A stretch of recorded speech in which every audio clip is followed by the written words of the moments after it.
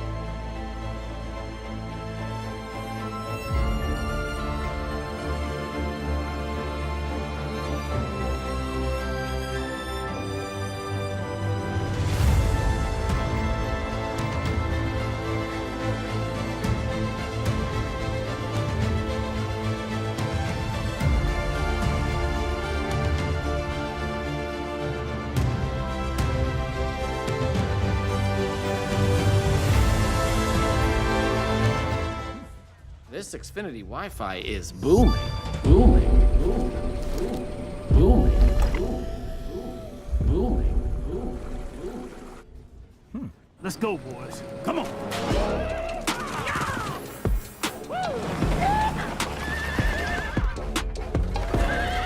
Well, everyone who knows a boom when they see one is gonna want in.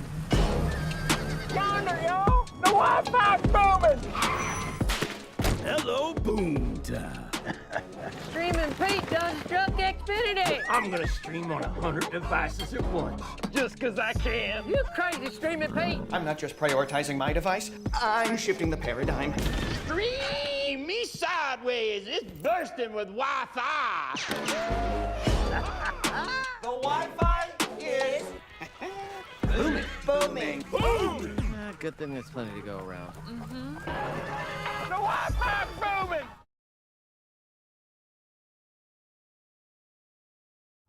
Whoa, what is that? What the heck is that? Nina? Mom? Josh? Me away!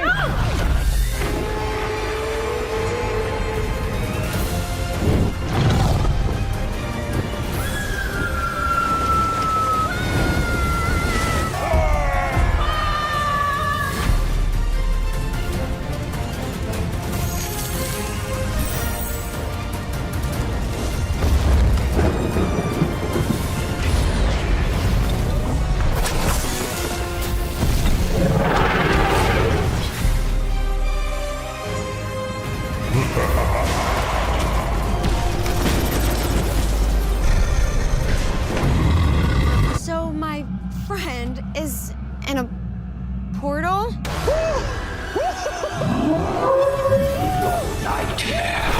Epic Universe. Whoa.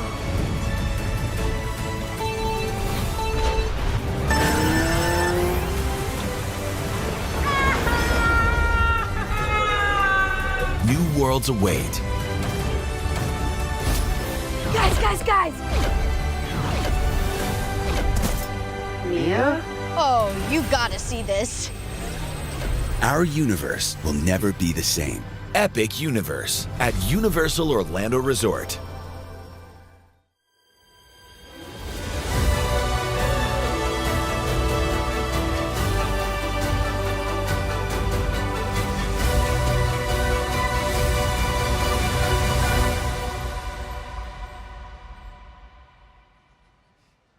Good evening and welcome to the Universal Epic Universe Grand Opening Celebration presented by Xfinity. We are feeling all the feels. We are live inside the park, and after years of anticipation, it's finally here. I'm Layla Lawrence. I'm Lauren Umpenhauer. And I am Patrick Dougal, and tonight you're getting an all-access pass into the most ambitious theme park Universal has ever created, and we are thrilled to take you along for the ride. That's right, we have an incredible night ahead. I'm talking celebrity interviews, deep dives with the creative teams who built these incredible worlds, exclusive content premieres, giveaways happening live in the chat, and a few surprises we're not allowed to spoil yet. And we're not doing it alone. Out on the celestial blue carpet is our correspondent to the stars, Shobit Jain. He's catching up with celebrities, Universal VIPs, and some familiar faces from across the NBC Universal family. Thanks, Layla. Hi, everyone. My name's Shobit. It's like showbiz with a T. And today we are here with Mark Woodbury, Chairman and CEO of Universal Destinations and Experiences.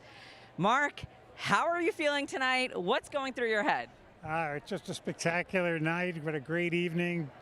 Beautiful Florida sunshine. The culmination of an 8-year journey that involves the most creative people in the entire world, the greatest amount of innovation, the most technologically advanced theme park we've ever created, and a spectacular addition to our Universal Orlando Resort. This really changes everything for us. It changes our position in the marketplace. It changes how people experience a theme park, how they experience live entertainment, how they'll see dragons and Mario and Harry Potter and Universal Monsters. It really changes everything. No, it truly does. This is a game changer. And I've got to ask, given your long history working with Universal Destination Experiences on a number of huge projects, where does tonight rank in your career? Big.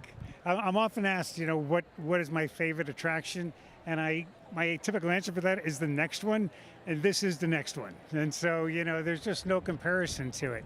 It embodies everything that we have developed over certainly my 35-year history with the company, technologically, creatively. It all comes together here. It truly does. And, I was speaking to someone from Universal Creative, and they mentioned that you mapped out the map of Universal Epic Universe on a napkin. Now, I got two questions. Is that true? And can I get that napkin? I think that's true. And I don't know where that napkin is, quite honestly. But, everything starts with a clean piece of paper, and this is no different. We tried to figure out how is it that we're going to transform our great resort at Universal Orlando into a full-week destination. We knew we needed another park, and we knew in making that park it had to be not just complementary to the great stuff we had done, but extraordinary in its own right. That really started the whole journey. It's very extraordinary for sure. So speaking of extraordinary, I got to experience Universal Epic Universe for the first time at night during our team member previews, and I remember walking by you, and you had the biggest smile on your face seeing the reactions of guests. So now I'm curious, what was your reaction seeing the park for the first time as a guest? Well, I don't think that smile has left since that night. When you work on something like this, and I know I can speak for our entire team, whether the creative team, the operating team, the technical teams, you work so hard on it. You really leave a piece of yourself in the work. It's almost like a part of you is left behind. And you get that piece back when you see the smiles on people's faces when they come in, when they cross through those portals and you see the awe on their face. You get it back. And so that's just part of what we do. I mean, looking around here, there are smiles on everyone's faces, my face included. We're all so happy to be here. So let's quickly have some fun. I got some couple of questions. Okay. All right, what's your favorite Hogwarts house? Well, I think I'm a hippogriff, so I'm going to go with that. All right. And are you a front row person or a back row person on a roller coaster? I'm totally front row all the time. Oh, amazing. Same here, same here. And final question.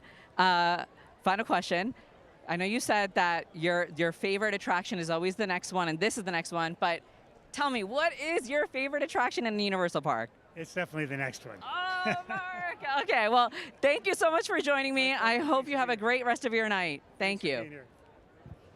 Amazing. Thank you so much, Shobit. And thank you to Mark. Now, we'll be back to the blue carpet, but we'll also be visiting all 5 worlds of Epic Universe tonight, from the mystery of Dark Universe to the color and adventure of How to Train Your Dragon, Isle of Berk, and beyond. Plus, we've got exclusive looks at brand new content from across the Universal family.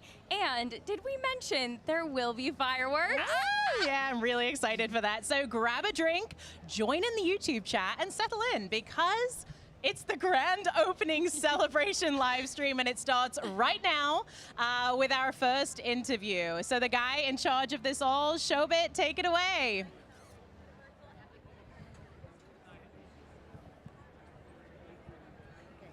All right. Okay, I'm here with Karen Irwin, President and Chief Operating Officer of Universal Orlando Resort. Karen, how are you doing tonight? I'm doing great. It's great to see you. You look perfect for this event. Thank you, thank you. You know, we had to show up and show up for this grand celebration. I love it. And you're battling the heat to do it, so you look fabulous. Anything for Epic Universe, right? It is epic. We got to keep it epic, right? It is epic. Well, speaking of epic, how do you think Universal Epic Universe is setting a new standard for theme parks? Well, I'm just going to say you got to see it to really understand the answer to that question. But for us, Universal Epic Universe is a huge game changer, because we are adding this epic experience onto everything that we already offer in Orlando. So we have Universal Studios Florida, we have Islands of Adventure, City Walk, our hotels, Volcano Bay Water Park, and now this amazing and beautiful park. And there is just not enough time to see everything at Universal Orlando Resort in 1 week. I'm just going to tell you that. You're going to run out of time. We have 4 theme parks here. We've got many hotels. We need to spend the whole week at Universal Orlando Resort. And Oh yeah, and Epic Universe is just the new beginning for for Universal. So now I gotta ask, Epic Universe has been in development for several years. Any fun behind the scenes moments or challenges, maybe not so fun, that stand out to you? Well, clearly COVID was a challenge, right? So COVID came, this park has been in development for many, many years, and we had a vision of what we wanted it to be, and then COVID hit. So we had to shut everything down.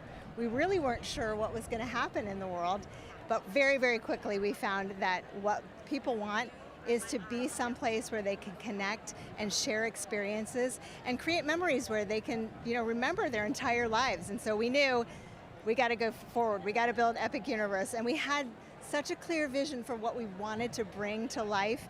And it really started with the first Harry Potter installation that we did. When we saw people walk into Hogsmeade and have that immersive experience and touch and feel and smell and taste everything that was Harry Potter, we said, we love that. And we got addicted to seeing people have that experience. We said, we want to create that over and over again.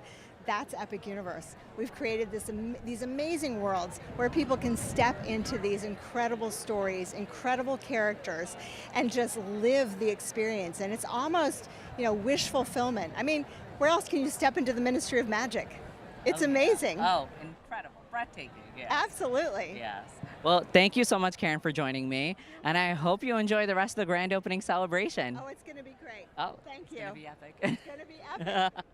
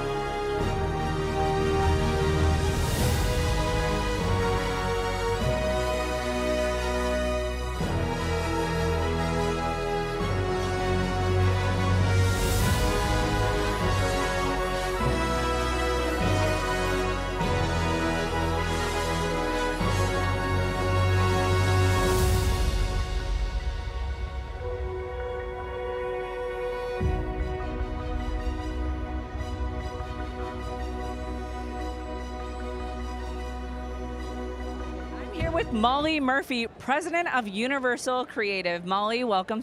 Thank you so much. So excited to be here for the grand opening of Universal Epic Universe. Truly, it is a very exciting night. So I've got to ask, Epic Universe is full of groundbreaking innovation. What is one piece of creative or technological magic that you can't wait for guests to experience? Well, I would have to say, in Monsters Unchained in Dark Universe, we have 14 amazing animated figures that get so close to you. When you look in the eye of Wolfman, I'm telling you, chills. Chills for sure. Well, thank you so much for joining us. I know the fans and everyone else cannot wait to experience all the fun attractions that the Universal Creative Team has put together. Thank you so much. Thank you so much. Everyone's put so much hard work into this, and it's such an amazing day to be able to offer it to the world tomorrow. So we're looking forward to it. Thank you, Molly.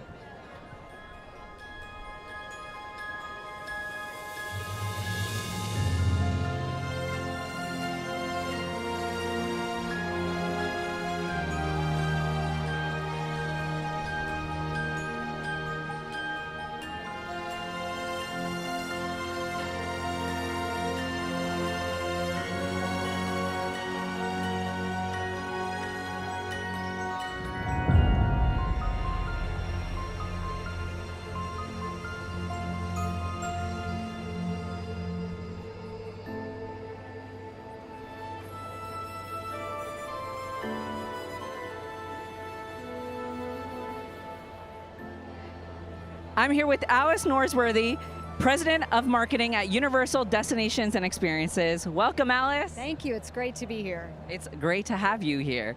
So, having been at Universal for the opening of multiple major attractions and lands and worlds, where does the opening of Epic Universe rank for you? Well, that's really hard because they all mean something. But right now, as I think about the opening of Epic, it's all about gratitude. It's about gratitude for the incredible work that was done, all the people that worked on the project, created, designed, and are soon to be operating it, all those who marketed it and sold it, everyone that's supporting behind the scenes. So it really, to me, this moment is about gratitude. Well, speaking of gratitude, do you ever just walk around in the parks to see guest reactions and just what is that feeling seeing the payoff of all that hard work and the smiles on everyone's faces? Well, that is what it's all about. So walking through the park, no matter how hard the day is or how joyous the day is, as you walk through the park and you just see the expression on people's faces as they're enjoying the experiences and seeing the characters and stories they've come to love, come to life around them is just, it's really rewarding and an incredible experience. We're all so proud of you, Epic Universe, so thank you so much. Thank you for joining me, Alice.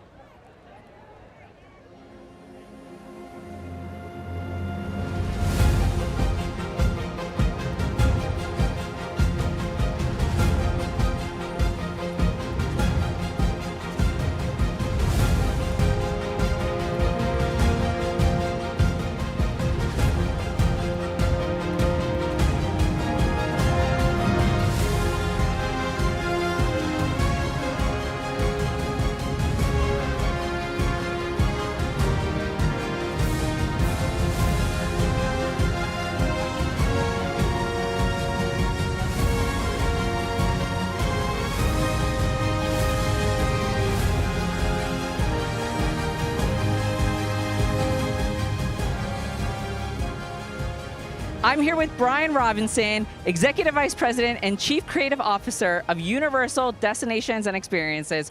Brian, welcome to the grand opening celebration of Epic Universe. Thank you so much for having me. What's it like seeing this after all these years of imagination and planning? It's absolutely emotional. My heart is pounding, my heart is big, and I'm so excited to see everyone as they come through this gate and witness this absolute glorious creative endeavor. You know, it took over 500 visionaries and leaders to bring this park to life. Looking into the camera, what would you want to say to them tonight? I am in absolute awe of you, your humanity, your creativity, your passion, and your love for what you do blows my mind and is going to set the world on fire. Thank you. Okay, I'm sure we're all crying at home. Thank you so much, Brian. Thank you. It's great having you here. Thank you so much. Bye, everybody. Thank you.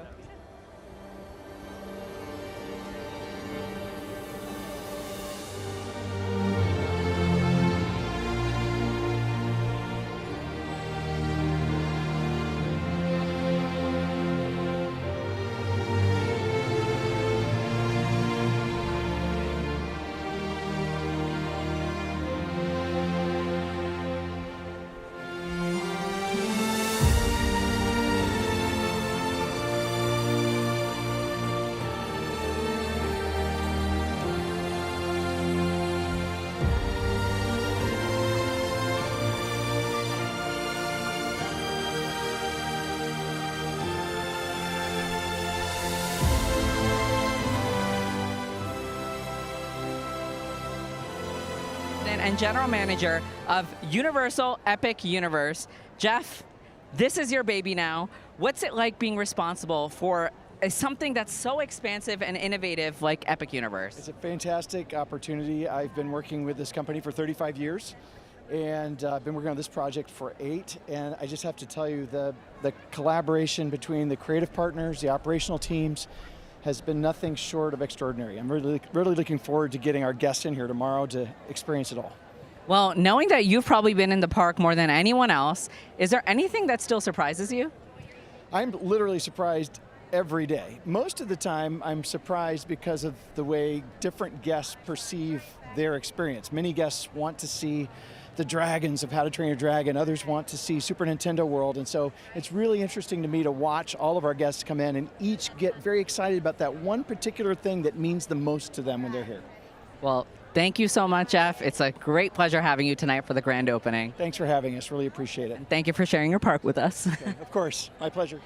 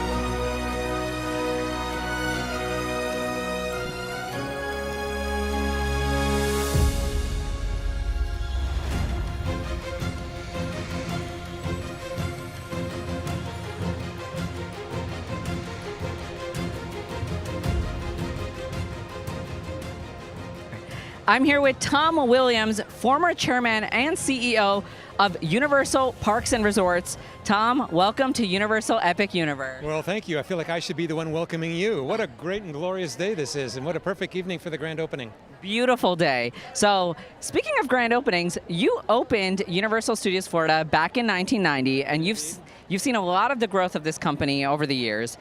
Did you ever imagine 35 years ago, when you were opening Universal Studios Florida, that someday right here in Orlando, we'd be standing here having 4 parks, 11 hotels, and we'd have a presence all over the globe? Yeah, I wish I could say I could envision it then, but I have to admit, no, I couldn't. But I did know that we had a huge future ahead of us, and it was just ours for the taking. We have such a great library of film content because of our studios. And bringing that to life in the full cooperation, of course, with our creative consultant, Steven Spielberg, was just a natural.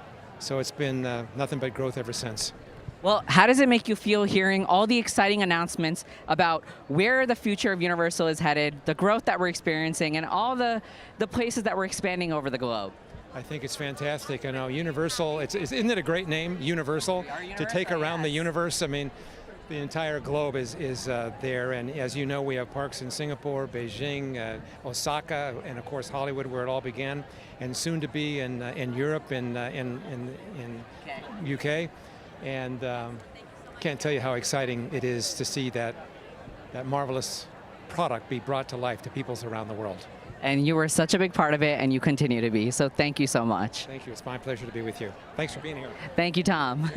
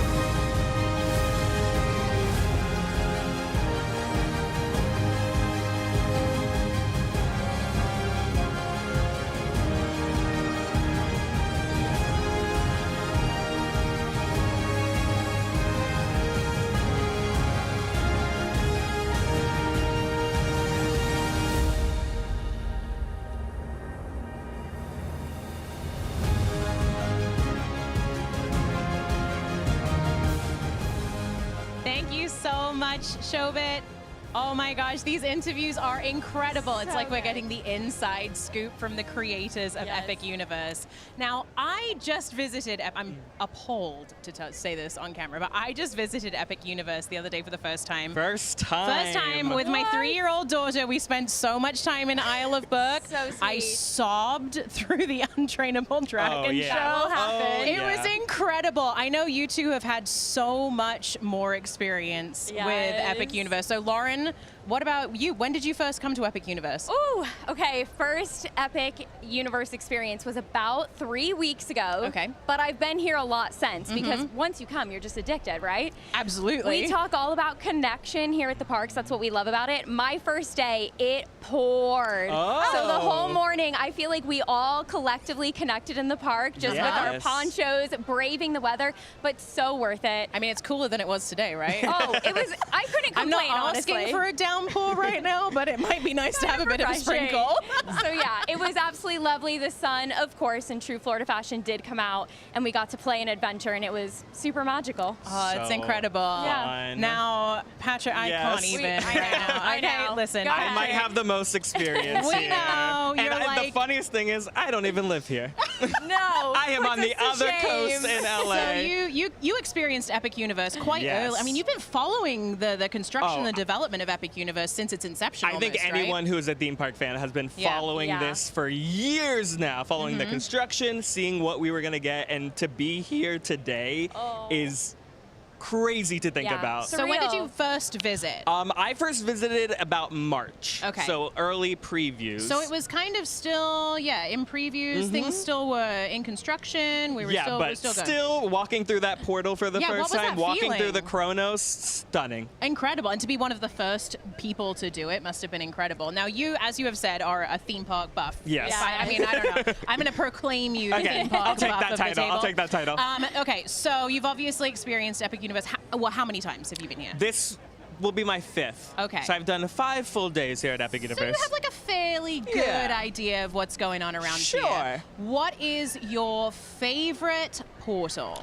Ooh, going into it, I have to say my most anticipated portal was Dark Universe. I am a big fan of the Universal monsters, horror, all that, love that. But what really took me by surprise is how endearing and heartfelt How to Train Your Dragon Isle of Berk was. I was so surprised by how moved I was by that entire experience. Like you said, tears, chills, the whole time. I think you met Toothless. Have you met Toothless? It is a life-changing experience. We're going to switch it up a little bit here. Showbit has someone so special walking past on the carpet, and we don't want to miss him. So let's go to Showbit. Oh.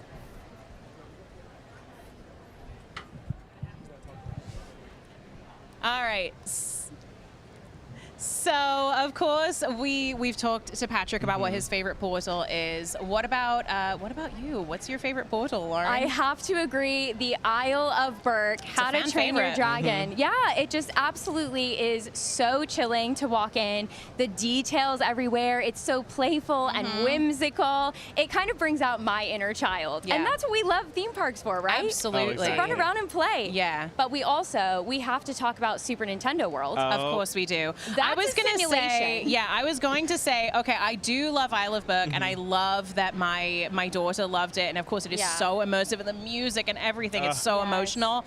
But the Super Nintendo World portal is insane. You are truly It's like- transported into the game. You walk into the game. It's mad. I mean, it is overstimulating, but like in the best possible way. In the best way. You are completely immersed in that world. Yes. It's the nostalgia factor. It's. I mean, I don't know about you guys. I wasn't a big gamer when I was younger. No, I wasn't. I had the old school like NES gaming Yes. system.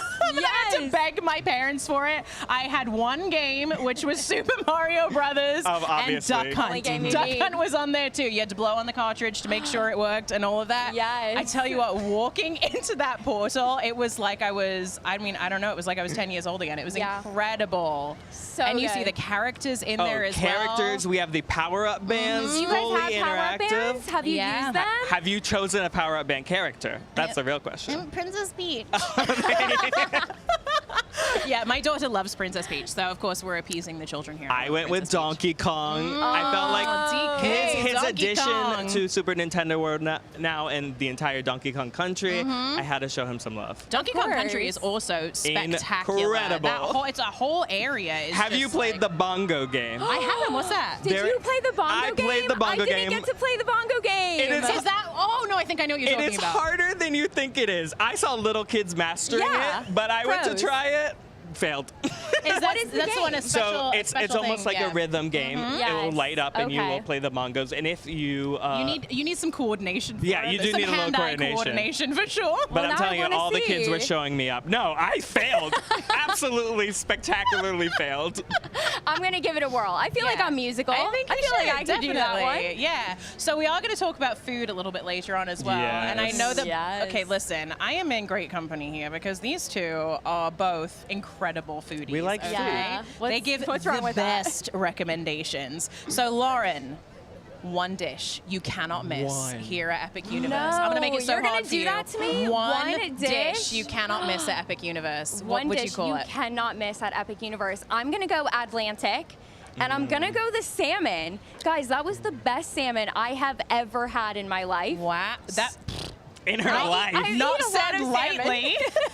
So I'd go there. And just the scenery, if you have time to sit down. Atlantic is cool gorgeous, off. truly. The fish are just floating around. You feel like you're in an aquarium. The perfect like in place the at tank. sunset. Yeah, absolutely. Yes, now, gorgeous. Showbit has also had a lot of experience here at Epic Ooh. Universe. So let's throw it back to him and see what he has to say. Yeah, I mean, I'm here with Antonia Carlotta, who is the great-great-grandniece of Carl Laemmle, the co-founder of Universal Pictures. So if we're talking about experience, it is Antonia right here. Welcome. Hi, thank you so much for having me. Thank you. It's just so exciting to be here right now. It's so exciting. I mean, thinking about it, Carl Laemmle, your great-great-granduncle, came here to America with $50 in his pocket. And now we are standing here as we open a multi-billion-dollar theme park. What would he say right now if he were here? I mean, I just think that he would have so much pride for what this is. You know, he started Universal Studios. He invented the movie studio tour. He started bringing people to Universal because he knew that that was a way people could connect with his movies and with his work. That was something he was so passionate about. So to see, you know, this feels so much like an extension of what he did, but times a million. I think that he would be so proud. I mean, truly, he planted a seed that is still growing, right? Universal was a movie studio, and it grew into a studio tour, which then became an attraction, which then grew into a theme park at Universal Studios. I mean, it continues to grow, and we're standing here witnessing this grand opening of Epic Universe. How does it feel to see his legacy live on, but also for Universal to continue innovating? I mean, it's such an honor, I think. It's just such an honor. It's so exciting to see how much that it's grown, how much it is changing. I think that Carl Laemmle in his time was at the forefront of innovation. He was always trying to get ahead, find the next thing, and grow. And I think that Universal is continuing that legacy really beautifully. Well, thank you so much, Antonia, for joining us tonight. Thank you for having me.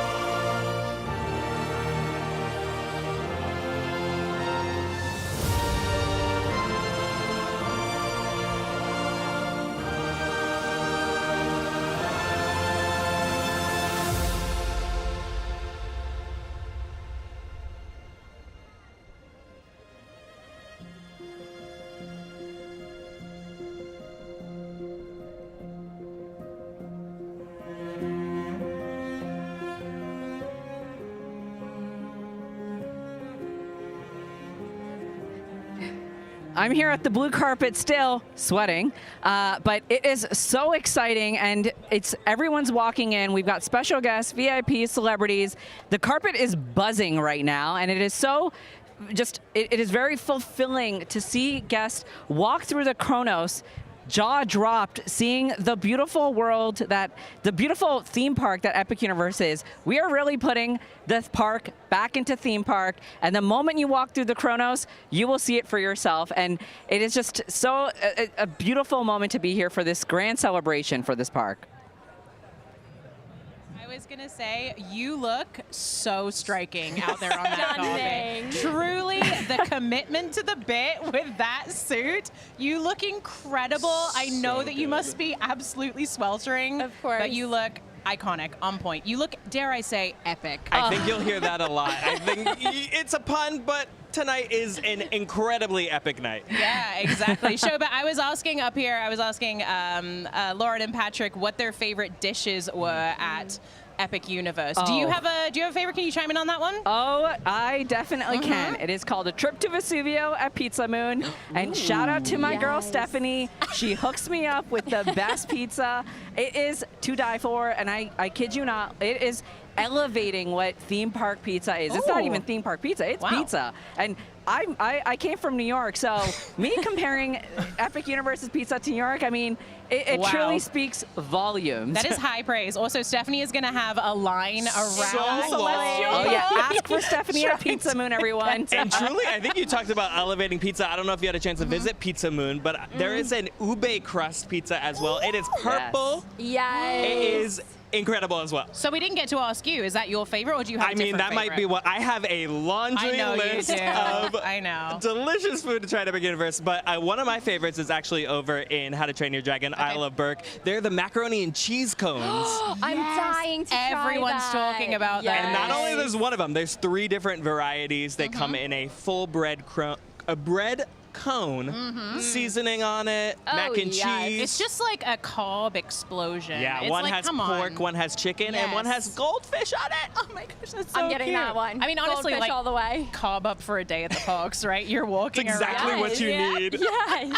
Okay, so my favorite is actually, I mean, it's a little bit different. It's something that I found to be, I don't know, just really special. I'm really kid-centric, guys, if you couldn't tell. I have a 3-year-old. I love her dearly. Shout out to Kaya if you're watching. I love you. But we went to the Toadstool Cafe in Super Nintendo World. They have the most adorable kids meals. Oh, you get the special little, there's like a little Mario figurine in there as well. There's a, what is it, a question block as well. A little paper question block, and there's a chocolate cookie inside.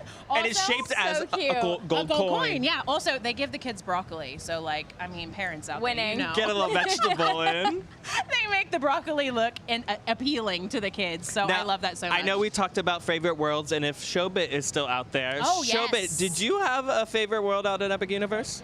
Well, speaking of favorite world, I'm here with Peter Van Roden and Bruce Campbell. Bruce Campbell is the Chief Revenue Officer of Warner Bros. Discovery, and Peter Van Roden, the Executive Vice President of Global Themed Entertainment of Warner Bros. Discovery. Welcome to Universal Epic Universe. Thank you. Thrilled to be here. It's great to be here. It's exciting. All right, so hands down, everyone always is obsessed with the Wizarding World of Harry Potter, and today we have the Wizarding World of Harry Potter Ministry of Magic opening in Universal Epic Universe. So how does it feel to walk into a world that's just so immersive and just feels like you're straight into the films? Look, there's nothing else like it. This is a one-of-a-kind experience. I think families are going to love it. Fans, new fans, old fans are going to love it. We couldn't be more excited. It's 6, 7, 8 years in the making. It's amazing to come to, and it's, you know, in our opinion, we'll be not shy about it. I think it's the best theme park land in the world.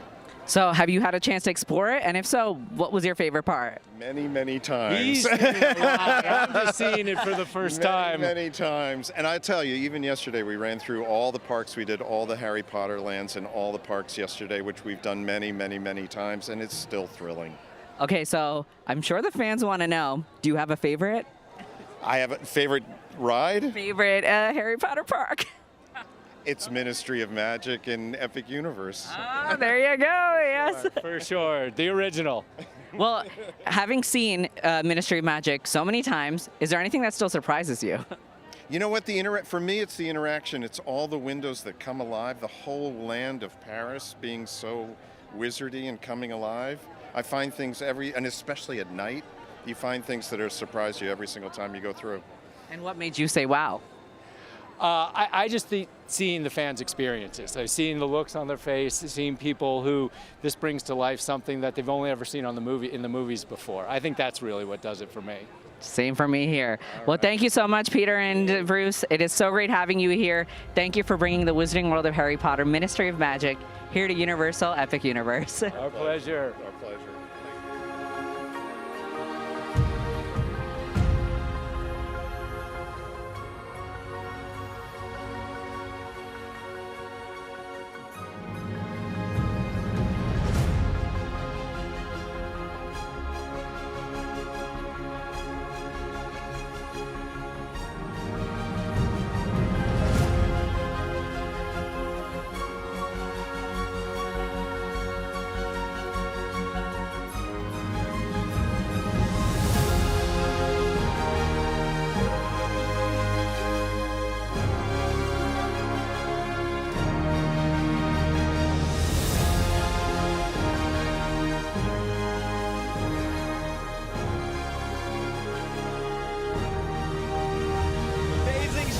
Thank you so much for bringing those incredible interviews. But stay here because now we're going to be taking the show into the park as the party here continues. That's right. Showbit, don't go anywhere. You keep strutting that blue carpet and get us some more interviews. And if you're just joining us, welcome. This is the Universal Epic Universe Grand Opening Celebration presented by Xfinity. We're having so much fun out here in the park. We are coming to you live from inside Epic Universe during the opening celebration. I'm Layla Lawrence. I'm Lauren Umpenhauer. And I'm Patrick Dougal. And for the next few hours, we'll be taking you inside all 5 worlds of Epic Universe. You'll hear from Universal creative team members who helped create this park. And we got some special guests that you do not want to miss. It all ends with an amazing show. Fills the whole park with fireworks around 10:20 Eastern. So stay tuned. And then we are going to be back tomorrow morning as well, live at 7:30 a.m. Eastern to bring you the official grand opening of Epic Universe to guests from around the world. That's right. And if you're following us in the YouTube chat, we've got even more for you. Nicole, our social media correspondent, is hanging out back in the broadcast truck. Nicole, what have you got going on for us tonight? Hey guys, it's true, we got kind of a party going on in the chat over here. 18,000 people hanging out with me, which is bonkers. I actually pulled a few of my favorite comments just to read.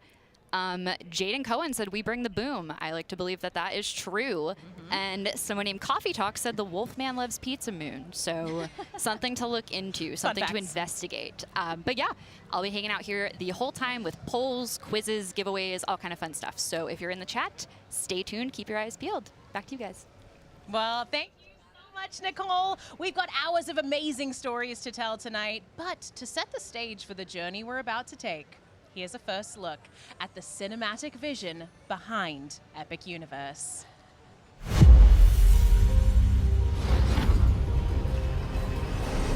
Beyond this gate, find gardens green and epic worlds to fill your dreams.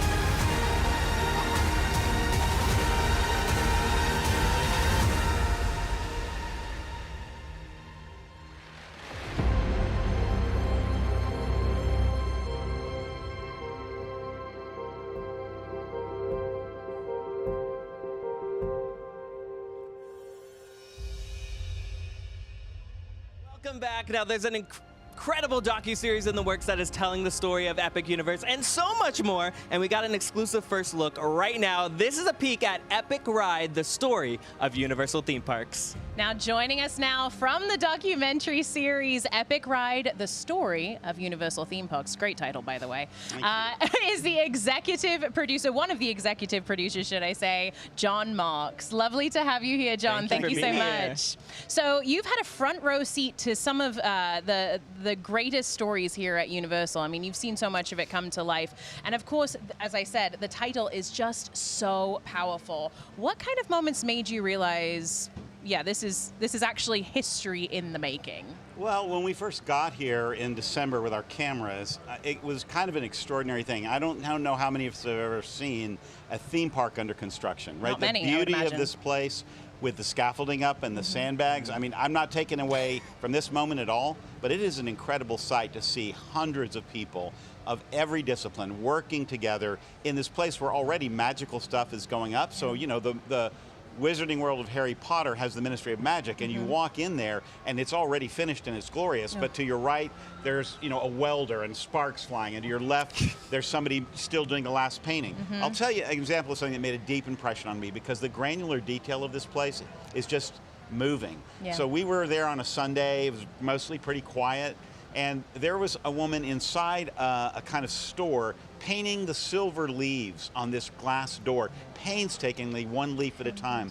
And we shot that and we just watched her so closely, and I just thought, wow, all this stuff that most people will never really focus on necessarily is all here for them. And there will be people who will catch it.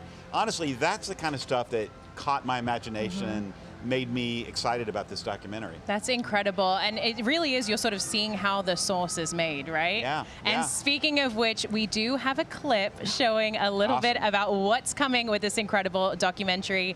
So let's take a look. Great. All right, now can you go the most open aperture with the brightest setting? We just want to make sure that this ride feels iconic. Whatever decisions we make in the next few weeks will last 20 years. And what scares me is not being able to get everything that we have planned in there.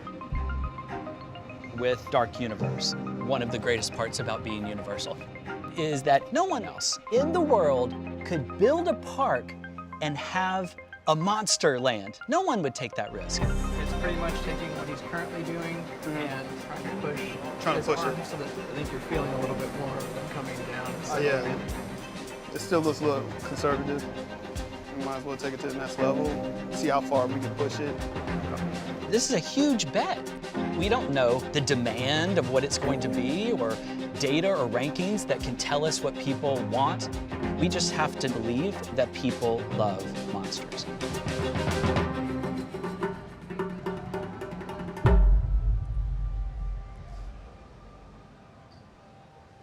Thank you so much, John. We really appreciate you taking the time out to be here with us. My pleasure. Cannot wait to see this. It's out on Peacock, right? That's right. Absolutely. Now we get to let you go. You go enjoy Epic Universe. Yes, thank you so much for stopping by. My pleasure. Thanks for having me. So much fun. Okay, now let's turn our attention to where the journey begins, Celestial Park.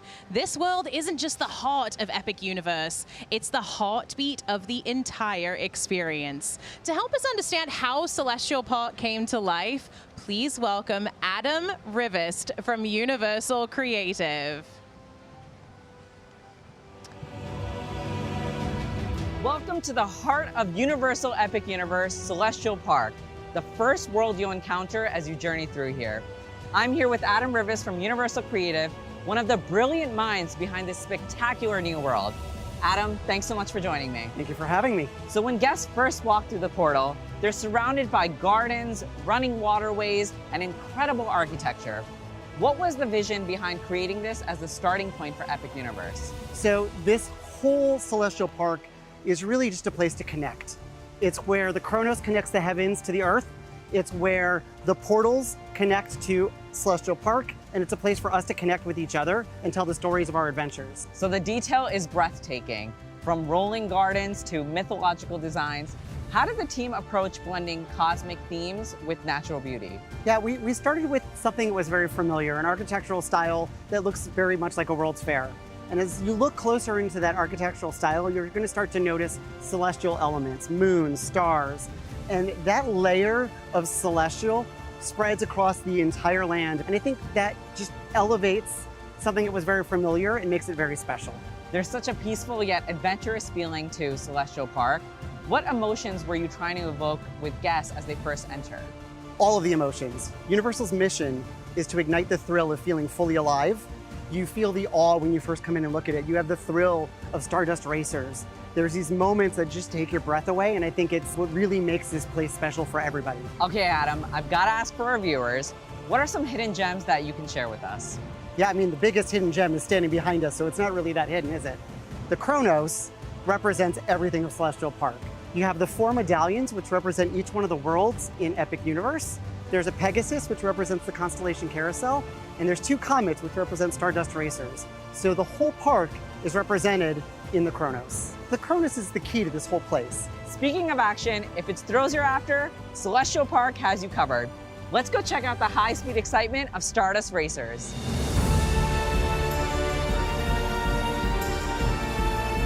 Adam, this dual launch coaster is already making waves. What makes Stardust such a standout experience at Epic Universe? I absolutely love this ride. I am so happy with the way it turned out. It delivers a level of thrill that I don't think anybody was expecting. I mean, I'm obsessed with it, and one thing I'm specifically obsessed with is the celestial spin. Can you tell me what's going on during that mid-air crisscross? Yeah, it's the coolest feeling, right? You come off the second launch, up to the top of the hill, and then both trains are in a downward dive of a double helix, so you can literally be upside down and look and see the other train below you. It takes your breath away. After a high-speed race through the cosmos, it's time for a different kind of spin, a magical ride on Constellation Carousel. Adam, this is no ordinary carousel. How did the team come up with the idea of constellations coming to life? Yeah, it's so fitting for the center of Celestial Park. The plaza in front of it is called Constellation Plaza. We've got stars everywhere. Why not bring them to life and let us actually climb on them and ride them through the Milky Way? What design details might guests not want to miss? Yeah, if you look closely at each animal, you're going to notice small points of light and large points of light. If you connected the dots on the large points of light, you'd actually be making the constellation of the animal that you're about to ride. So if you went on the bear and connected the dots, you'd actually be making Ursa Major. My favorite thing about the Constellation Carousel is that it's never the same ride twice. There are 7 different music tracks. Each one is different choreography. Constellation Carousel is such a vibe at night. It comes alive with lighting. You literally feel like you are in an otherworldly space just gliding through the Milky Way. Celestial Park is amazing all on its own, but it's also your gateway to even more adventures.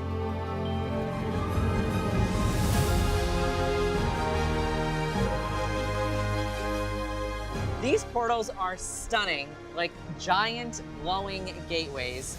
How did your team approach designing these portals to represent the different worlds beyond Celestial Park? Yeah, these portals actually serve 2 functions. The first is their wayfinding through all of Celestial Park. You can see the towers from all over and you know where you're going. The second, of course, is it is the overture for the symphony you're about to go into. We are setting the stage for the world that you're about to experience. How important was it for your team to create a seamless transition between these worlds? I think the portals are essential to the entire Epic experience. As you step through them, you start to experience the sounds and the lights of the world that you're going to as echoes. And the further you go through the portal, the louder those echoes get until you're in a completely new world. So each portal has its own quote. What does it represent?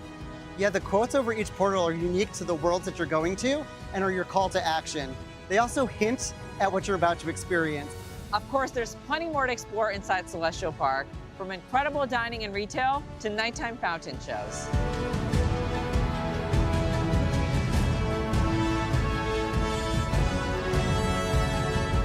And if you're looking to stay right at the heart of the adventure, you'll find Universal Helios Grand Hotel, a Lowe's hotel, at the edge of Celestial Park, where the beauty of the heavens and the magic of Epic Universe come together like nowhere else. Celestial Park sets the stage for everything that makes Epic Universe unforgettable, from cosmic thrills to peaceful stargazing moments. Adam, thanks to you and the entire Universal creative team for giving us a glimpse into the wonder of Celestial Park. It was so much fun to show you around. And this is just the beginning, a place where stories unfold, skies open, and every journey becomes something extraordinary. Now get ready to step into your own adventure.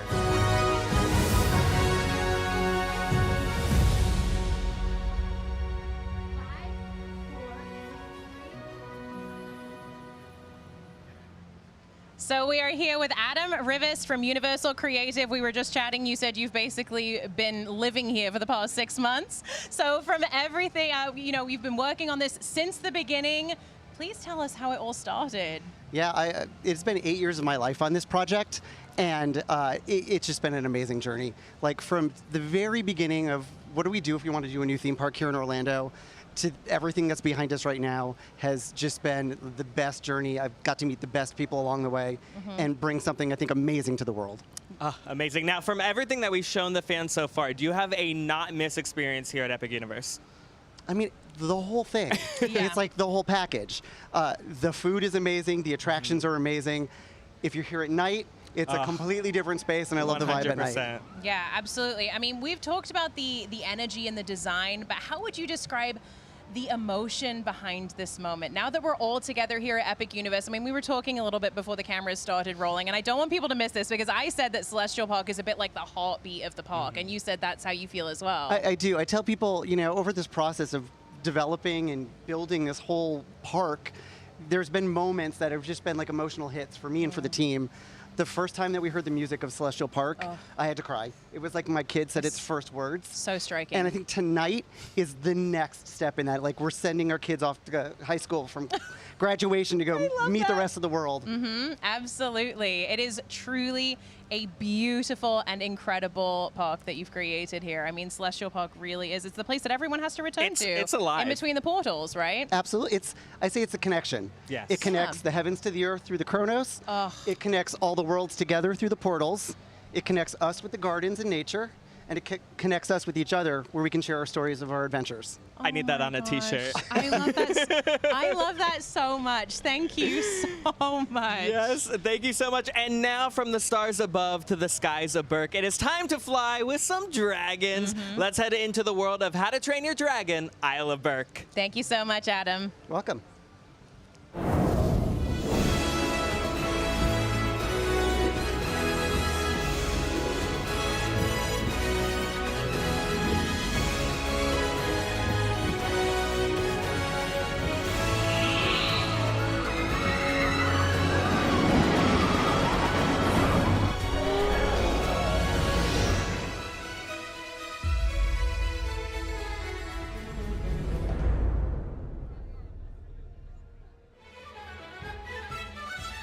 Welcome to the Isle of Berk, where Vikings and dragons live, laugh, and soar together at Universal Epic Universe. Let's check it out.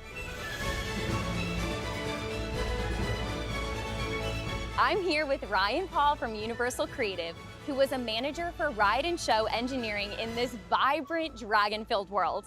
Ryan, when guests first step into the Isle of Berk, they are stepping into the heart of the How to Train Your Dragon story. What was the vision for bringing this world to life? It was exactly that. It was to allow guests to step right into the heart of the story and actually see Berk in the way that we actually imagine it in the series. And the details here too are incredible. How did you and your team approach creating such an authentic Berk? So we really wanted to capture the spirit of Viking architecture and make sure that we also captured the scale of it. And there is such a strong sense of wonder and adventure here in Berk. What is it that you hope guests feel when they're exploring? I really hope that guests feel the full gambit of emotions that we see in the series. We have a bunch of special vignettes and smaller moments scattered throughout the land that really does make it come alive and make it feel personal and special. And if you've ever dreamed of flying with dragons, Berk makes that dream come true. Let's check out Hiccup's Wing Gliders. Ryan, this family thrill coaster looks like so much fun. What is it about Hiccup's wing gliders that's such a standout attraction here in Berk? Yeah, so I think what really makes it stand out is the fact that it's integrated into the island of Berk itself. So not only do riders get to experience the excitement of careening through, onlookers get to experience it as well. And I think that's incredibly special, and it adds a lot of kinetic energy to the land. How important was it to take Hiccup's spirit of innovation and adventure and incorporate it into this ride? So that's basically what the attraction story is all about. Hiccup, the inventor, has come up with a device that'll allow us to fly alongside dragons. And so we've captured his essence, his spirit in that storyline. But I think Toothless may have a little bit of a problem with a device that allows you to fly without using dragons. And the action is just getting started. New Vikings can test their skills right here with Dragon Racers Rally and Fire Drill. Ryan, Dragon Racers Rally allows guests to take control and fly their very own dragon. What inspired this ride? So Dragon Racers Rally is inspired by dragon racing itself, as we saw in the actual series. It captures that same spirit of competition and allows us to actually take flight and compete in the same nature as all of them. And then we have Fire Drill, Yes. which this one's just pure Viking fun. We've got water cannons, boats, and it definitely has Rough Nut and Tough Nut's names written all over it. How did you take their hilarious energy and incorporate it into this attraction? This attraction is entirely based over their new management of the Fire Training Academy here. You have one side of the boat competing against the other side of the boat, all that to determine a winner. And you will either get praised or shamed by Rough Nut and Tough Nut themselves, depending on which of those you are. How important was it to you and the team to make sure that Berk felt interactive and really just alive for guests of all ages? Being able to interact with it makes the experience so much more special, and that's why things like Fire Drill, like Dragon Racers Rally, those are really important to incorporate into the world here. And of course, Berk isn't just about thrills, it's about heart too. Let's check out the Viking training camp.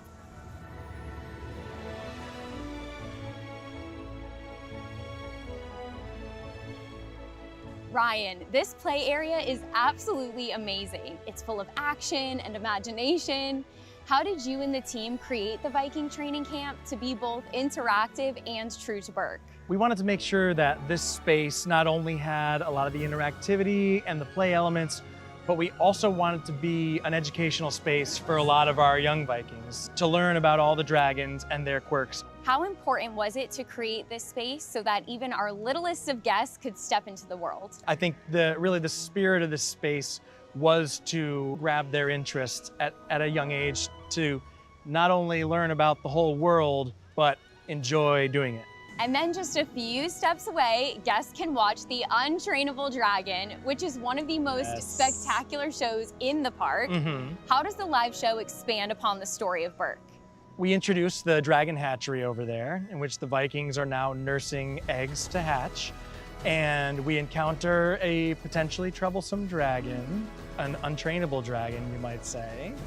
I also love the music that we experience. Yes. The dragons flying overhead. It really does capture the feeling of the films. What is it that you want guests to feel when they watch the show? With the show, we really wanted to allow for the viewers to actually experience the whole gamut of emotions that they did in any of the actual How to Train Your Dragon movies. Yeah, I think in general, the Isle of Berk is just full of heart all around. Was that always part of the vision? Indeed, yes. It was always a part of the vision, and we wanted to make sure that this world of the Isle of Berk actually had that mixed throughout. And we wanted to make sure that all these came together to create this kinetic energy. And the adventures don't end with rides and shows. There is plenty more to explore across Berk's dining, shopping, and dragon meet and greet experiences. Oh my goodness. Oh, the fires have been lit. There's more meat. Come on, come on. Okay. Just like this. All right, give it a shot. Give it.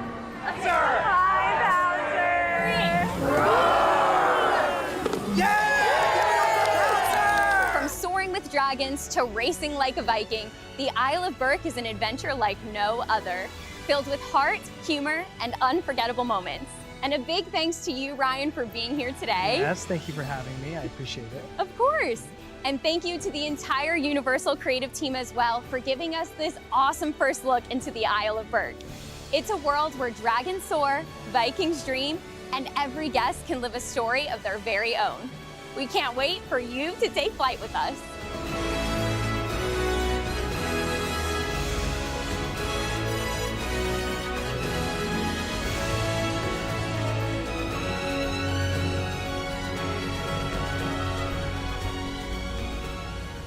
Joining us right now is Ryan Paul. Welcome. Yes, thank you so much for having me. Yes, now we just saw that whole thing of How to Train Your Dragon, Isle of Berk. Fans love these movies. I love these movies. But Same. translating those movies into a living, breathing theme park, where do you even start?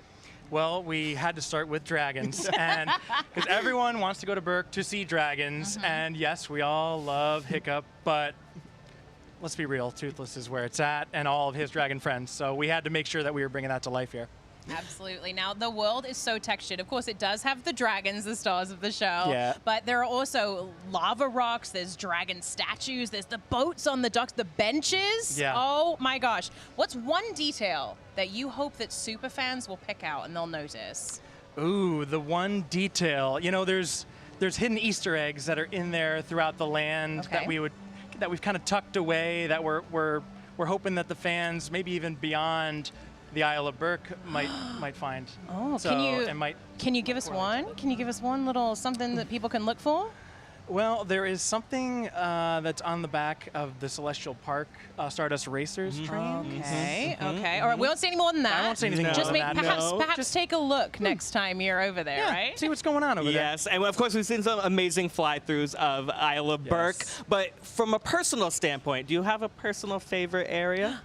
You know, I have been asked this question a bit, and I sound a little bit like a broken record when I answer it, but obviously we have all of our main attractions there. You know, Hiccup Swing Gliders, Dragon Racers Rally, Fire Drill, all awesome. But what's special to me is all of the small moments that you find scattered throughout the land. Whether you're spending time with our snow wraith or our cloud jumper, or just hanging out with some of the sheep that we have all over the place. Yes. You know, those moments are, in my opinion, what makes How to Train Your Dragon Isle of Berk a real special place. And the main attractions themselves tie into kind of the kinetic energy of the space overall. They're very visible. You can see the individuals on them having a blast themselves and kind of catch a bit of that light coming off of them, you know? Absolutely. It is truly so immersive. You are absolutely transported to Berk. It is incredible. Thank you so much. It's so fun hearing how the Isle of Berk all came together. I want my own dragon. Oh, don't we all? Come on. What a way to get to work, right? It's such a rich, detailed world. Thank you so much for being with us, Thank Adam. you for having me. It's been a blast. And Lauren, you got to spend even more time inside Isle of Berk with dragons and Vikings that they call home. Stepping into Berk is like stepping straight into the movies. And when you meet the characters, it gets even more real. Let me show you what happened when I finally got the chance to meet Toothless and a few other familiar faces. The Isle of Berk is home to dragons of all shapes and sizes, and if you've ever wanted to meet one, this is where the magic happens. I'm here in How to Train Your Dragon Isle of Berk to show you the unforgettable dragon and Viking encounters waiting around every corner, starting with the one and only Toothless. This isn't just a meet and greet, it's a moment of connection. Toothless doesn't just pose for photos. He interacts, reacts, and plays with guests of all ages. But Toothless isn't the only local you'll meet. On Berk, Vikings and dragons roam free, and you never know who you'll run into next.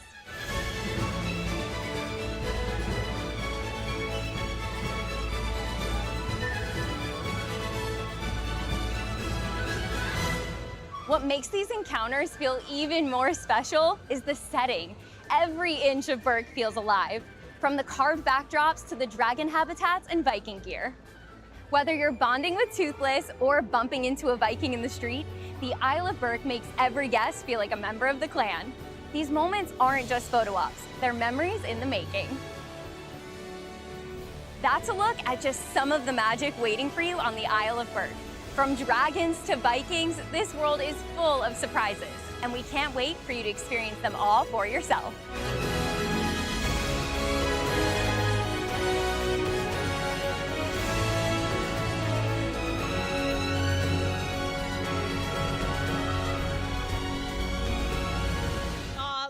Meeting Toothless genuinely looked unreal. What surprised you most about that interaction in person? We were literally watching it, and I was saying to Patrick, I was like, oh my gosh, Lauren is so cute, but look at Toothless. Best time.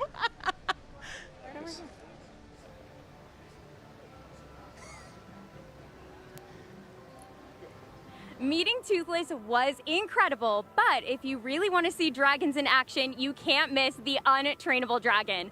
What the entertainment team pulls off on that stage is pure magic, I'm telling you. Take a look.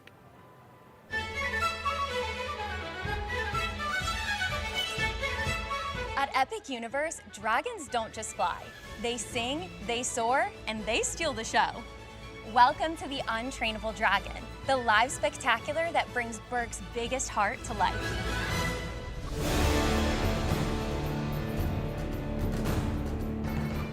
This is one of the most unforgettable experiences in the Isle of Berk. Behind every wing beat and spotlight cue is a team of talented performers, artists, and technicians, all working together to bring dragons to life.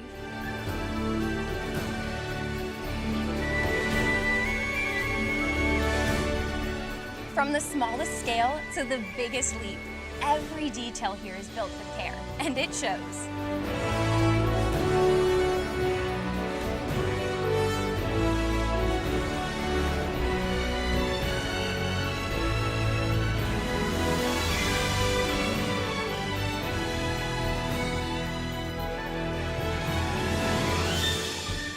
This show is more than just a spectacle. It's about trust, teamwork, and the bond between Viking and dragon.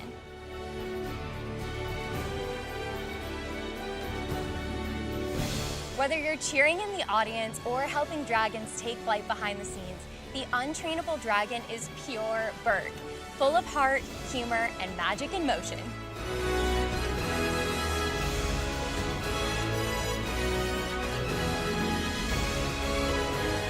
Untrainable Dragon is a show you'll never forget. And remember, when the dragons fly, it's because someone believed they could.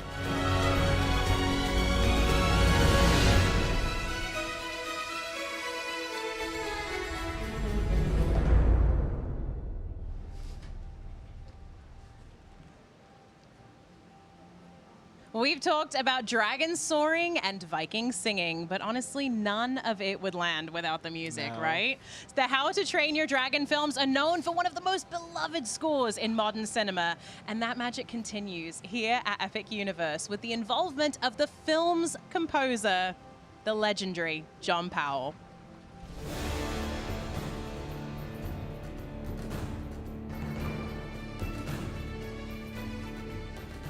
My name's John Powell. I'm the original composer of the score to the film How to Train Your Dragon, and we're here doing new interpretations of the music from that film for How to Train Your Dragon, Isle of Berk.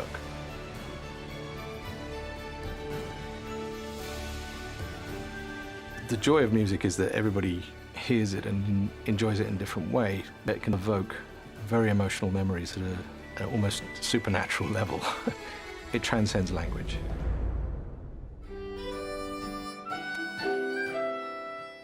Sometimes it isn't really musical until it gets to the players. I basically just sent the tunes, so they're kind of pulling out the roots of it, in a way. The musicians experimenting and figuring stuff out. It's been a joy to watch. This is the one, John, where we had the melody between the two whistles. Right. You can just feel your way through it.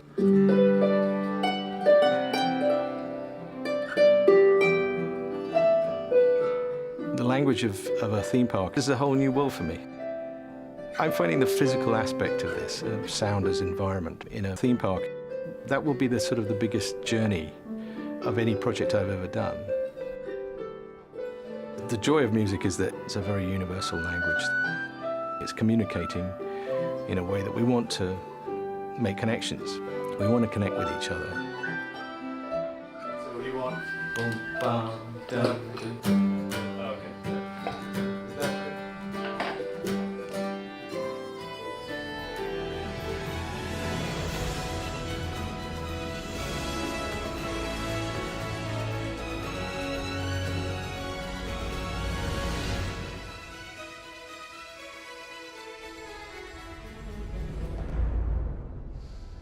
I love when a film score just hits you like right in the heart. Honestly, so emotional. It is truly so striking. It's so moving. It's like, I don't even know. It's like the music just, I automatically start crying. I feel like when I and just hear the walking music. around Berk here at Epic Universe or watching the films. I actually had a chance to check out the new live-action How to Train Your Dragon movie. All right, show off. A little bit of a flex there, but also incredible. I will tell you, anytime I hear Test Drive, immediately tears. Yeah, absolutely. And you can hear that music in the Untrainable Dragon as well. I mean, I was shamelessly sobbing throughout the entire show. It is the best theme park show I have ever seen, hands down. I mean, the caliber of the Singing, performers. dancing, oh my, dragons. It's everything. Yeah, absolutely. What more could you possibly want? And that music really is just like it's what binds everything together, and it just hits you right in the feels, doesn't it? Yeah. Yeah. In fact, you know what? We were talking about the music, and you were talking about, of course, your experience show off with the new live action film, but we do have something here for you guys. Let's take a look at the trailer for the new live action film coming out this summer from DreamWorks and Universal.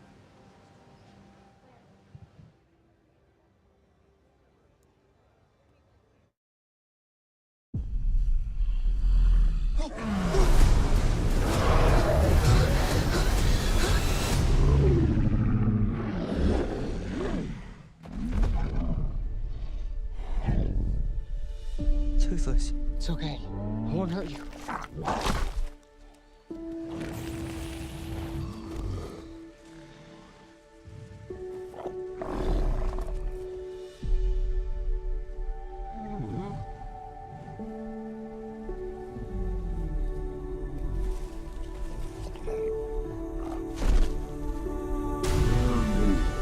Everything we know about dragons is wrong.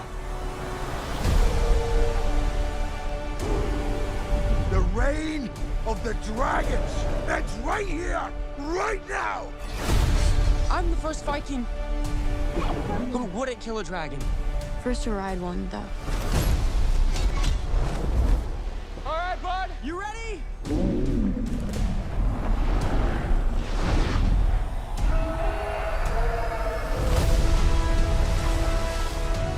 Come on, come on! Yeah, look at us! Ah! My fault!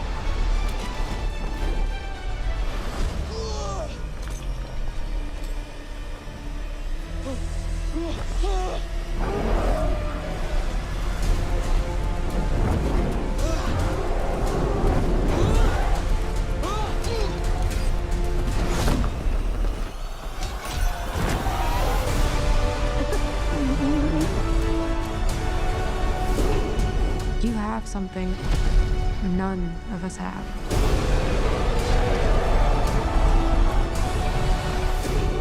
Come on, bud!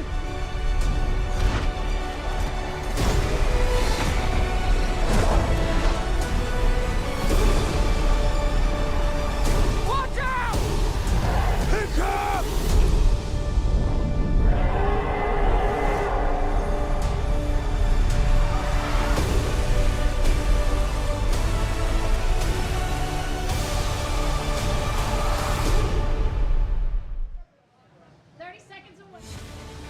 Get ready for an epic summer. Oh, yes!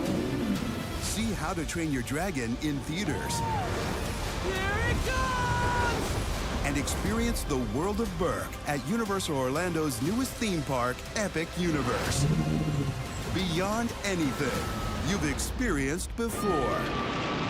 How to Train Your Dragon in theaters June 13th. Rated PG. Epic Universe opens May 22nd. Oh my gosh, that looked absolutely incredible. Now, no spoilers, because he's already told us he's seen it.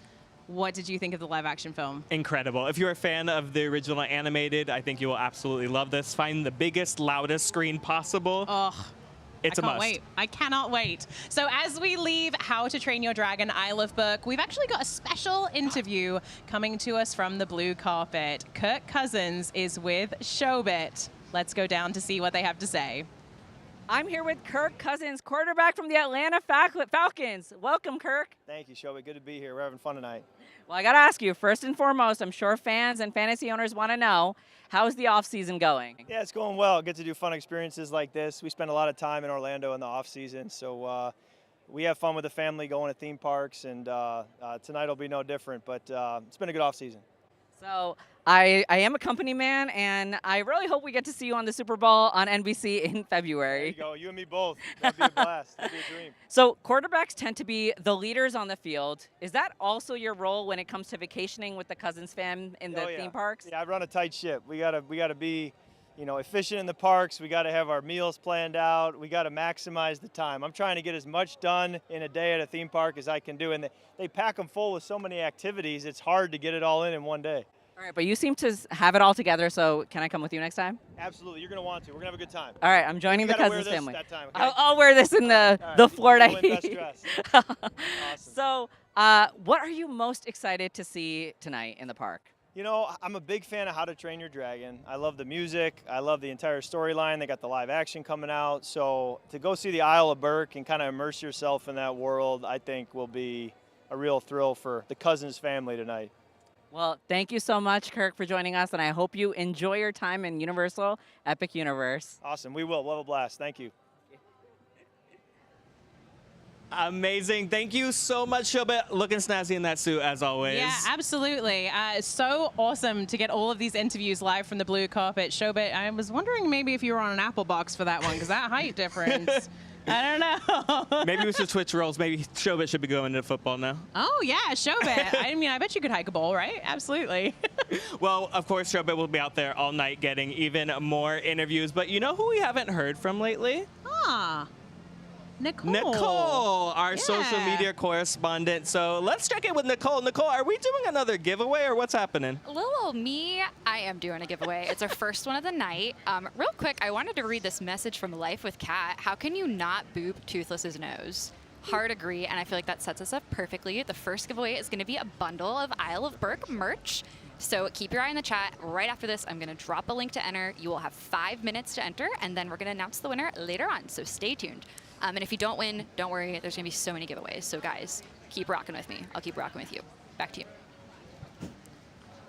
Now, while Nicole's keeping you entertained in the chat, like we were saying, Shobit has been out there cranking out those interviews on the blue carpet. People, he is working hard. Yes. I'm sure he is sweating. He's talking to some incredible people, and we do have some incredible videos to take a look at. Honestly, I don't know how he's doing it out there. We get to sit nice and comfy here at this table. We do have it a little bit cushier. A little bit cushier. Honestly, we have such a beautiful location that we're sitting in front of as well. I mean, I don't know if you can see the view any behind better us. than Sitting in this? Celestial Park on a sunset right behind I know. Helios. Absolutely. It was a little touch and go there for a second because we had, the heat, that Florida heat. Oh, yeah. Down, but now it's sunset. Gorgeous. We've got that golden hour light. You look incredible. Oh, thank you. Yeah, and that golden hour light. You look incredible as well. Dare I say, striking. Thank you. We've got a nice breeze going, and I think we are ready to take a look at some of those interviews. Let's do it.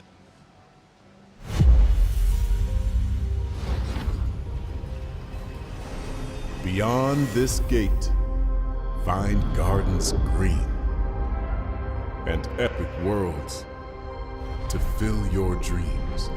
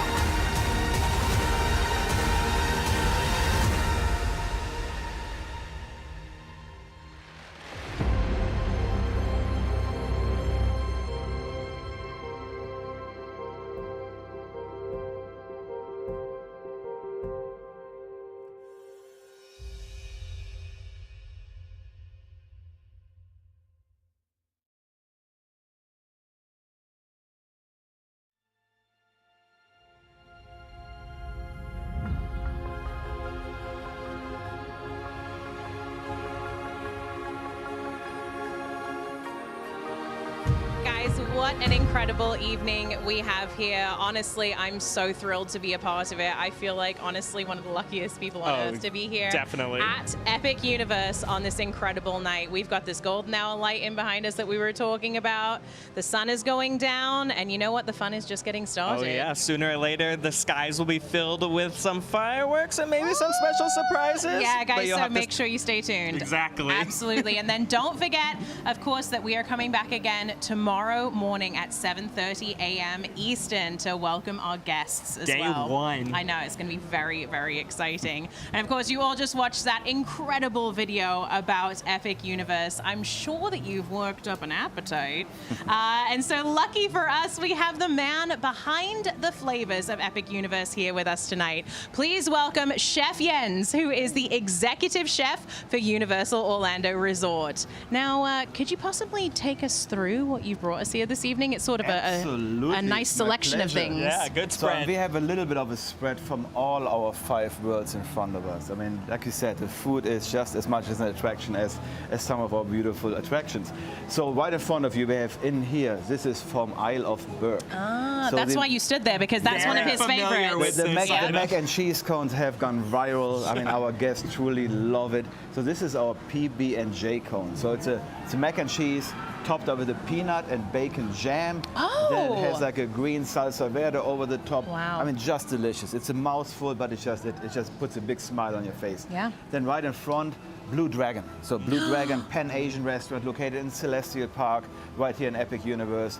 I mean, a delight. Really big, bright Pan-Asian flavors. Yeah. This is our Blue Dragon mooncake. So this is a passion fruit cheesecake filled mooncake. And it's surrounded with diced mango and passion fruit. So Oh, it sounds fresh. It's actually so yeah, fresh. it's fresh, but it's served warm too. So Yeah. we bake it fresh Oh, to order. decadent. So great textures. It looks like art. Like It's I wouldn't want to stunning. eat that. That's so. I will say, Chef Jens, so much of the food here at Epic Universe, it's one of those things where I look at it and I almost feel bad eating it, like cutting into it, because the presentation is just on another level. It's Yeah, so something flavor Universal's is never done always before. important, but I mean, nowadays the camera eats first. Absolutely. Absolutely. Well, you know better than anyone. Yeah, of course. So we want to make sure it looks great, but then tastes even better. Absolutely. Then here from Atlantic Restaurant, which is right in Celestial Park as well. This is one of those dishes I'm really amazed by. The team came up with this amazing idea of a roasted mushroom ceviche. So that's a king oyster mushroom ceviche. But if you had ceviche before, you get like this nice acid cooked fish, so you have like a little texture to it. And the mushroom mimics the same texture. And then you get that punch of the chili and the cilantro and the bright flavors. So that's It done really the same tricks way. you. It's the acid is sort of cooking Yeah, the so mushroom. we roast the mushroom, then we marinate it after that. Oh my gosh. But it tricks you, and it's vegan and gluten-free, but it's just delicious. Well, the so thing is, so often vegan and gluten-free food, it kind of feels like you have to settle. Yeah. You know, you don't you really don't get settle. like the main We're attraction. not settling This yet. is not settling at all. You're not settling at all. It's No. just big, bold flavors. In front of us, it's a warm day, so you got to stay hydrated as well. Yep. Oh yeah. In Atlantic as well, the Northern Lights martini. So this is actually like a lemon drop in a way, so vodka based, and it has inside a butterfly pea flower ice sphere. That's the one that changes color. Yes. Correct. Ah. So as the ice ball melts, it changes the color of the drinks, and then we luster with a little bit gold luster. It's just Oh my beautiful gosh. drink. I so- ordered this at Atlantic actually, and You it's fun. did? Yeah, once you're done, you can just play with the ice cube. Yeah, and then in one of my favorite bar names in Celestial Park for sure, Oak and Star has a plastered owl. It sounds so much better in it your sounds accent, so for much. sure. Yeah, so a plastered owl, that's kind of a Jameson-based drink, has hints of orange, little soda in it. It's just very refreshing, and it comes in this cool little owl highball, so really, really fun. Yeah. And then I can barely see it, but the piece de resistance Oh, we can right see here. it. We So know. you can We see know. it. You had your eye on it. So this is from Café L'Air de la Sirène, Ministry of Magic, Visiting World of Harry Potter. So this has become a destination already. Guests are raving about this crepe. These are famous. So this is a beer au beurre crepe. Oh. So it's a mouthful. But we are in the streets of Paris, so we kind of bring Paris with crepes, and we bring the Visiting World of Harry Potter Yeah. together, and we create this beautiful crepe. So it's if you don't speak French, for our non-French speakers out there, it's a butterbeer crepe. it's a correct? butterbeer crepe. I mean, it sounds better when you say it in French. Beer au but- beurre. Oh, Ah, oui, monsieur. amazing. So again, this is fantastic. So the inside is a shortbread cookie mousse, and then freshly baked crepe, fresh strawberries, butterbeer topping over the top, and a house-made butterbeer cookie as well. So I was gonna say you had me just at butterbeer, That's but we're just like adding layers upon layers. Layers of flavor, You know, I know we can't have favorites, but this is probably one of my favorite interpretations of butterbeer for sure. Oh, you can have favorites all day No, long, no, Chef. no, you Yeah, out all day and long. then, so now we're going from the streets of Paris, we're going to Dark Universe. So this is the garlic steak, the Hunter's garlic steak, and we serve this in the Burning Blade Tavern. So it's just lathered with garlic butter, because in the Burning Blade Tavern, we're allowed to have garlic. Yes. Actually, in the steakhouse, we're not allowed to have garlic. So that's where the team goes really heavy on those. And people have fun. They grab it and kind of play with it. I've done that. It is a steak. We gotta protect ourselves over here. Yeah. And then right here over, we have the Pizza Lunare. So this is from Pizza Moon, right in Celestial Park. This is one of our signature pictures. Because the team, we were challenged on, let's create something that is really outerworldly, that's different, that fits the theme of Celestial Park. And we came up with this ube pizza. So ube is a Japanese sweet potato. It's purple. Yeah. So we mix that purple potato flour inside the 00 flour when we make the dough, which is all made from scratch every day. And then we top it with our proprietary cheese blend, ricotta, crispy pancetta, garlic confit, and then we fire it up. And it gives you a beautiful balance of sweet and savory. Just a great pie. Early in the stream, we were talking about it. I had it. Oh, yeah. One of the best pizza, not exaggerating, one of the best, most interesting pizzas I've ever had. Yeah, Shobit was singing high praises of Pizza Moon as well. He's from New York, so you know Wow, New Yorkers okay. don't play about their pizza. And he said that the pizza from Pizza Moon was some of the best he's ever tasted. I don't know if you guys can see this. There are some fat pieces of bacon on this as well. Yeah, so it's nice pancetta. We crisp it up, and even that fat that renders into the pie. So it's just loaded with flavor. Chef, you're kidding me. Ooh, you know, it's round. It's 0 calories. True. Yes. And then over here we have from the Isle of Berk, we have a yak nog. So this is a non-alcoholic drink, and it comes in this cute little barrel cup, and it's a malted chocolate milk in a way. And we top it. Perfect for the kids. Absolutely. While the adults may partake in a mead. Perhaps, yeah, you know. Exactly, yeah. So, I mean, it's just, again, we have a plethora of options. This only scratches the surface. Because we have well over 100 new menu items in just Epic Universe. Again, like I said, the team did a fantastic job. And what we're trying to do is, really, I mean, the creative team builds those beautiful worlds. Yes. And so when we develop the food programming, we want to make sure we can amplify the storytelling. We can really be part of that story, be immersive, and just exceed our guests' expectations. And I'm very, very proud of the team, what we accomplished. Yeah, like what you were saying, it really does sort of move the story along in each of these portals. I mean, honestly, I know we're going to talk about it so much this evening, but everything in these portals is just so immersive. Yeah. Once you step through the portal, that's it. That's where you are. You are in that world. Whether you're riding a ride, seeing a show, or eating the food. Yeah. Full immersion. Absolutely. And I want to say more than any other park, I mean, this is just my opinion, of course, my hot take, but more than any other park that Universal has had before, I think that the food is such a central part of the experience of Epic Universe. I mean, we've even heard people saying, like, people will come here just to eat the food. So, I mean, what does it feel like to hear these things after you've created these menus? What's it like to tell stories with all of this food, really? How do you start with that? I mean, first of all, we are humbled. We are humbled by the guest reactions, because that's the biggest compliment we can get. We as a team, if we see our guests, our families, influencers, really enjoying our food and talking about it, I mean, that makes us just happy. And I think if we're successful with amplifying that storytelling, that's a huge compliment. Absolutely. Well, thank you, Chef Jens, for sharing just a few of the culinary delights in Epic. You have truly, I mean, I don't know if you've outdone yourself. I don't know who you've outdone. You've outdone everyone. Your own self. Truly, it is incredible what you have created here, and it enhances the experience so much. Thank you so much. It's a We great team appreciate effort. you. Thank you so I am now much. starving. Lauren, I heard you also had a chance to try quite a few of these foods, and you did not hold back. Before we leave How to Train Your Dragon,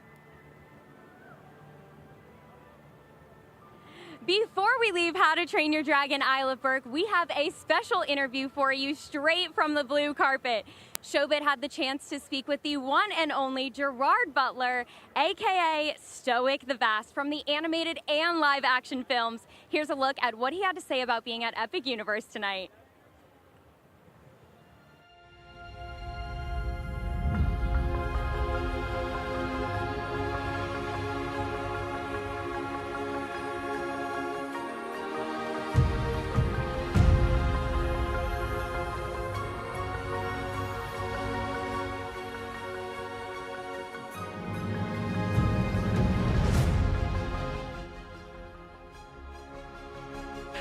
Welcome Gerard Butler, who plays Stoic the Vast in the How to Train Your Dragon films, all of them. And we have Dean Dubois, writer, director, producer of all of the How to Train Your Dragon films, the animated, the live action. How did it feel to walk into Isle of Berk for the very first time, seeing the screen brought to life? Did something just? Oh, that's perfect timing. That's a little weird. I'm trying to work out. I'm trying to work out what the message was there. It's the park is spectacular. I mean, it's just so richly detailed and fun and beautiful, and it reminds me of my first day on set, watching him. Walking around the sets, because he kept going, this is amazing, look at this, look. Like, he was so excited on set, and I think we've both been like that here, seeing it all come to fruition. It's amazing. Yeah, everything we do is just, it starts with a drawing, we do paintings, we do digital creations, but everything's a model, that's where it stops. Even his character, stopped at Stoic the Vast in animated form. But we got to walk into the world, and we did it here today. We did it with the movie, and walking into it, just, you see it all manifested, and it's tactile, and it's just so immersive. Well, can you give me one word to describe what you think fans will feel when they watch the live action version of How to Train Your Dragon? Euphoric. Immersive. Immersive it is. And what's scarier, actually, dragons or the fan expectations? I don't have any fear of fan expectations, because You're Stoic the Vast. I'm Stoic the Vast, Yeah. but also I think this movie is unbelievable, and I think the fans are going to love it. But in truth, I'm scared of dragons. No, me too. Me too. Trust me. Luckily, the ones in Isle of Berk are kind of nice. Yeah. For me, I know that these movies have become very special to a pretty large swath of people out there, and they hold us accountable. So I think, in re-envisioning this, we wanted to make sure that we were paying homage to the existing fans and making sure that they found reason for being in this live-action version. And we hope we've delivered that. It honors the past, and it opens it up for a whole new generation. That's a much more reasonable, less arrogant answer than mine. Well, listen, I'm so excited to watch the new How to Train Your Dragon film on June 13th when it hits theaters. Thank you so much for joining me tonight at Universal Epic Universe, and enjoy the rest of your evening. Thank you. Very happy to be here. Thanks. Thank you so much. Now, speaking of celebrities, we have one of Universal's very own celebrities, dare I say, right here with us at the host table. Mike Aiello, thank you so much for being with us. Oh my gosh, I am so excited to be here. How cool is all of this? Cool is an understatement. I've been here a long time, and I've never seen anything like this before. Yeah, honestly, I was speechless when I walked into Epic Universe, and I don't think that I've regained. Well, I mean, I'm speaking now, but I mean, honestly, the feeling has just not left me. It's just incredible. It's overwhelming. It's almost like you can't describe it. Yeah, No. Truly. Now, I understand you have a new show in the works with the Discover Universal team, and I mean, we don't want to give spoilers, but can you tell us a little bit about what it's about? Of course, yeah. It is called Rewrite the Movies, and it is a show that will detail all of the classic attractions of Universal's past. And they've asked me to host it, so I get to do that, which is very, very cool. Yes, and I know you had a first-hand start at Universal. You were a Jaws skipper. Funny enough, so was I. You're kidding. I was on the closing team of Jaws back in 2012. Fellow skipper. Fellow skipper. Now look at us here. We're coming home. We're coming home. Incredible. Celebrating the 50th anniversary of Jaws this summer as well. But also, Mike, you've been a key architect at Universal Halloween Horror Nights event for years. Yes. You love monsters. I love monsters. We love monsters. How excited are you for fans to experience Dark Universe? I cannot believe that there is a dedicated home for the Universal monsters. Again, being on this journey in a small way over the last 3 to 5 years on this project, the idea that there's now a place where you can go and see Frankenstein monster, Invisible Man, brand new characters, Victoria Frankenstein. The fact that there's now brand new stories that we get to tell with these amazing, amazing characters that have stood the test of time. Again, Universal created the horror genre, and now we are celebrating it here at Epic Universe. Truly, it's like the horror lovers just have like a new home, isn't Absolutely. it? Like they can all just sort of gather together and they can just enjoy all of these classic monsters. It's incredible. It's the most frightening, comforting blanket you could wrap around yourself. I always say the monsters are Great just way. misunderstood. So it's just the misunderstood. It's coming together. Absolutely, yeah. I mean, the Frankenstein monster is a tragic character. Yeah. Again, it's humanity left behind, Yeah. humanity forgotten, and the fact that again we have a place that is not only amazing stories, but so technologically advanced that presents these characters in a way that you've never seen before. I am a fan. Like I walked through that place, I had this much to do with it. Yeah. And to be with the creative team for a small portion of this journey and to live and breathe some of these characters and then just to walk into that place and experience it as a diehard fan. Again, there was tears in my eyes walking through there for the first time. I was going to ask, I mean, just walking through that portal, it just like hits you. You're 100%. transported to another place, Yeah. truly. It's incredible. Mike, your love of horror is genuinely contagious. It really is. Thank you so much for being with us tonight. It's my pleasure. This is so exciting, and congratulations to everybody. Oh, thanks, Mike. It's a beautiful night. And now it's time to see how the same spirit as Mike has here comes to life in one of the most hauntingly beautiful worlds at Epic Universe, Dark Universe.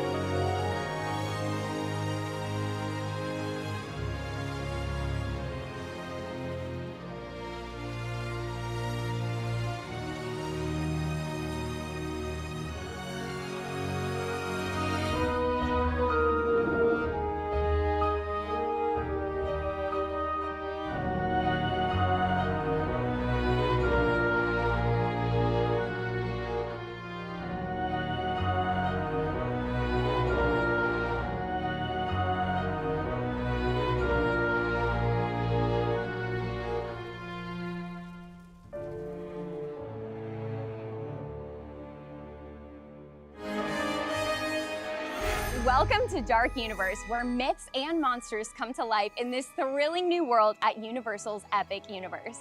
I'm here with Chris Frisella from Universal Creative, who was the executive producer in this ominous, electrifying world. When guests first step into Dark Universe, they're completely transported into this world that's just entangled with monsters and mystery.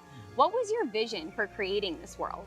The vision was exactly that, Lauren, just to bring those guests into the world of these Universal classic monsters. Yeah, so the details in this park are absolutely incredible.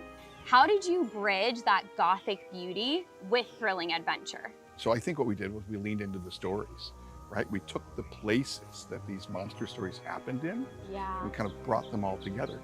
We had to blend the stories together, so it made sense to blend all the architecture, the backgrounds together as well. So it felt very genuine to each story, but also unique in creating a whole new place. Absolutely. There is overall this kind of like eerie but exciting feeling throughout Dark Universe. Excitement, adventure. And that's the thing, if it's adventure you're seeking, Dark Universe fully offers that. Let's dive into Monsters Unchained, the Frankenstein Experiment.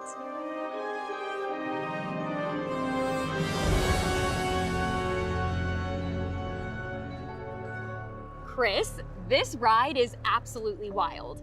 What makes this one a standout attraction? How close we bring our guests to the action. We put you right in the middle of it, and the monsters are in your face. What I've been dying to talk about though, or rather who, Dr. Victoria Frankenstein.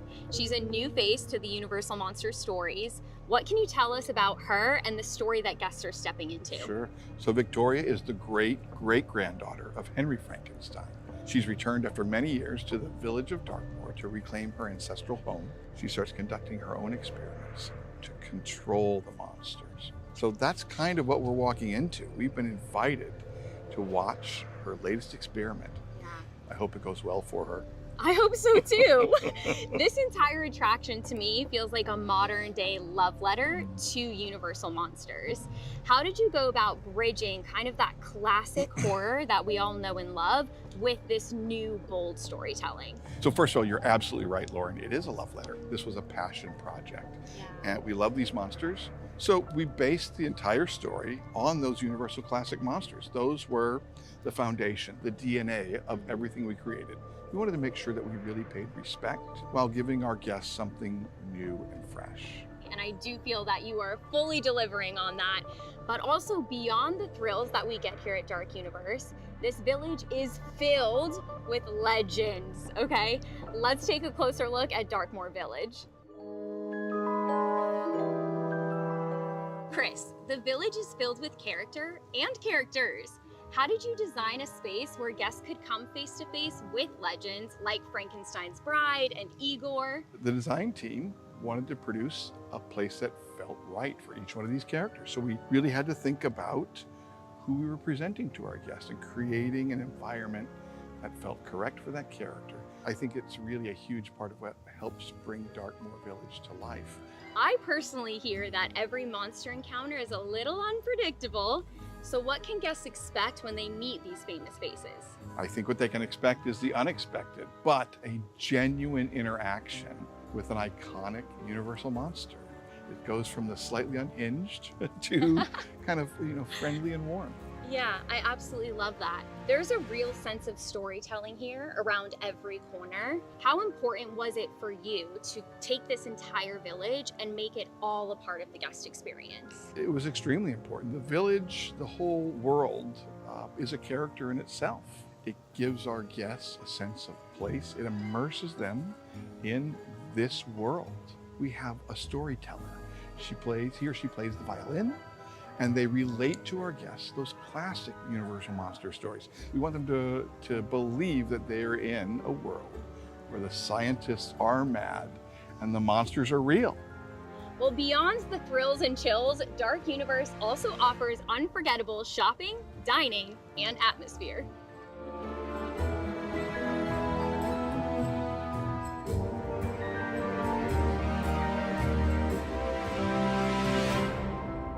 Whether you're battling monsters, meeting legends, or walking through a fog-shrouded village, Dark Universe invites you to this thrilling adventure. A huge thank you to you, Chris, and the entire Universal team for bringing this to life for us. There truly is nowhere like it. It's a place where monsters walk, legends live, and there's a story behind every corner.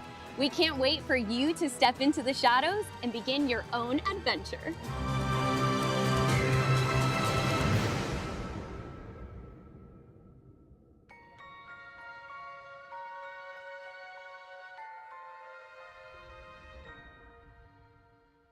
Look at Dark Universe, and joining us now, oh my gosh, is Chris Versella himself. Welcome to the live stream, Chris. Thank you for having me. Thank you so much for being here. Amazing, Chris. Now, you've been hands-on with so many elements across Dark Universe. How does it feel tonight? Dark Universe feels like a love letter to classic monsters movies, but it also feels brand new. Yep. How did your team strike the balance between nostalgia and reinvention? Every part of Darkmoor seems to whisper its own story. So what's the process like creating the Dark Universe? Sure. So, first of all, it takes hundreds of people to put this together. But we started with the classics. And we wanted to respect those classic monster stories, right? Because those are the DNA of Darkmoor. Absolutely. Darkmoor is a place where all of those classic monster stories can live together. So that was where we started. And then from there, we could establish a new storyline.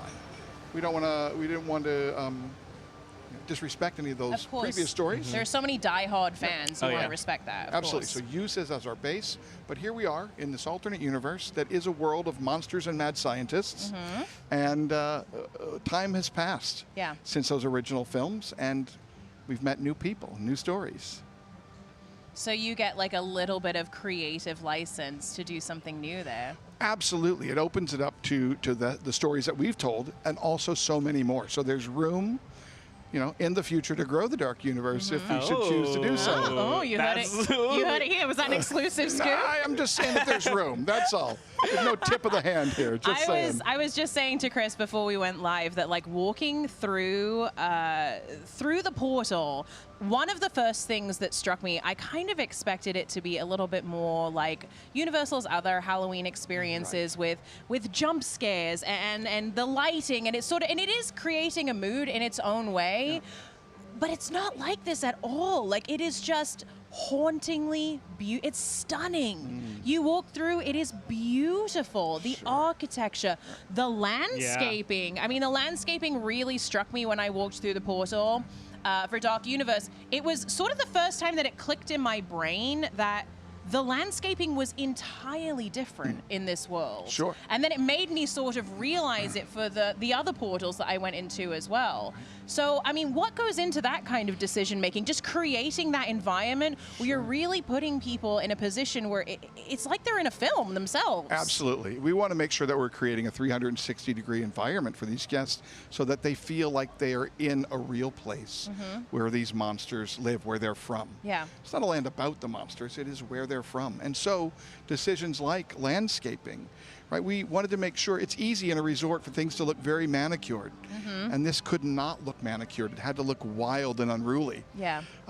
Architecture. The team spent, hundreds of hours scouring the world, looking at pictures of real-world architecture that we could then blend into the actual final product of the Village of Darkmoor, the Frankenstein Manor, all of those facades that we've created. Yeah, and no one is really like popping out at you, right? No. I was a little bit worried about that. Well, if you enter the manor, but if you're just wandering around Darkmoor, I think you're pretty good. Because I'm a big scaredy cat, so I was a little bit worried about those jump scares, but it's like they're just existing in the world. Right. We needed to make sure, too, that we had something to offer for everyone. I mean, our guests come here and they're 2 to 90, right? And we want to make sure that we have something for each one of those guests. So in every one of our, like in our restaurants, in our retail, in the attractions, there's something for everybody. Yeah, absolutely. I think anyone who visits Dark Universe and Darkmoor, if you go in during the daytime, please come back at night. It is a total different experience as well. I haven't seen it at night. Oh, stunning. I did think when I walked in, I looked at it and I went, I feel like this is like a nighttime area. Oh, absolutely. But I think I might be too scared, honestly. It is difficult to create something that is a little bit, makes you feel uneasy in the bright Florida sunshine. So that's why we really leaned in heavy into things like the architecture and the plantings to create a space that gave you that sense of unease. But you're absolutely right. At night, the lighting changes everything. The shadows get a little deeper. The music changes. And it takes on a more edgier tone. I love that. So it's definitely a different place at night. Well, what you and your team have created is truly incredible. It really is. Thank you so much for being here with us tonight, Chris. You bet. Now, you've seen guests reacting to Dark Universe in real time during the previews. What's something that really struck with you? Have you seen a guest walk in and have a reaction that you were just like, that's it, right there. That's why we do this. Sure. In some of these early previews, I've watched guests come in and just, clutch their face or, right, they're just, I think that they are blown away by the fact that we've created a full immersive space that is where these creatures come from. Absolutely. And speaking of creatures, there is a master of creating creatures, and I'm sure we're all familiar with his name. We do have an interview with the legendary Rick Baker, horror makeup legend. So let's go to that. I'm here with Rick Baker and his family. As you can tell, I have joined the fam, the Baker fam. So, Rick, you have brought iconic creatures to life on the big screen. What excites you about seeing them come to life here in Universal Epic Universe? Well, first of all, the Universal monster movies were what made me become the Rick Baker that I am. I grew up watching those films. I decided that's what I wanted to do for a living. So, to come here and to experience this, it's just been incredible. I can't believe how amazing this park is. So I'm sure you all have had a chance to walk around Dark Universe. What does it feel like to have your father's presence being felt in every nook and cranny of Dark Universe? I mean, it's incredible. It kind of feels like home in a strange way. So much of it really did feel like literally where we grew up, because there are these elements from the film that, you know, like he said, were so inspirational to him that it's kind of surrounded us our whole childhood. So, yeah. Our home kind of looks like the Dark Universe. It does. All right, I'm visiting. Okay. Yeah. Oh, Yeah. No. anytime. Okay. Yeah. I'm part of the family. Yeah. I'm in the family. Yeah. Yes. How does it feel for you? Oh, I love it. It's so spooky and fun, and it feels like home. And I think every creature kind of looks like him. So it's a family portrait everywhere, basically. At some point or another, we've all been dressed up like one of those creatures. Oh my gosh. Yeah. Halloween at your house must be a blast. It's epic. Oh, hey. You guys should use that. Yeah. All right, make sure we cut that for promotional. All right, so have you written Monsters Unchained, The Frankenstein Experiment, and what were your thoughts? What was it like seeing, like, what's scarier? Is designing or creating a werewolf transformation scarier, or seeing one in the ride? Well, it's hard to scare me, but I have to say we went on the ride, I think 5 or 6 times already. And I have a big old smile on my face the whole time. You know, it's just, like I said, this is what made me the guy I am, you know. And to see a wolfman that looks like my wolfman in that ride was just so cool. You know, so cool. We were proud. We were proud. Oh, well, thank you so much, Baker fam, for joining me. Thanks for joining our family. Yes. Thank you. I will see you for. Welcome to come visit. All right, I'll see you for Halloween and then Thanksgiving. All right, cool. All right, see you.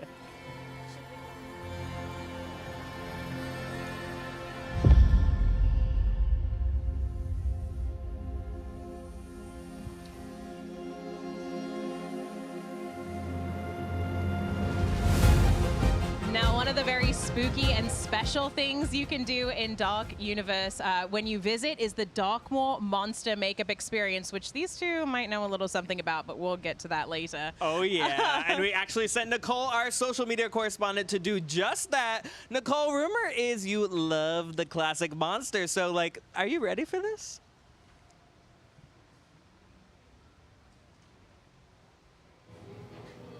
Oh, well, okay. Nicole is getting in the chair, Yeah. so we will check in. Live TV, guys.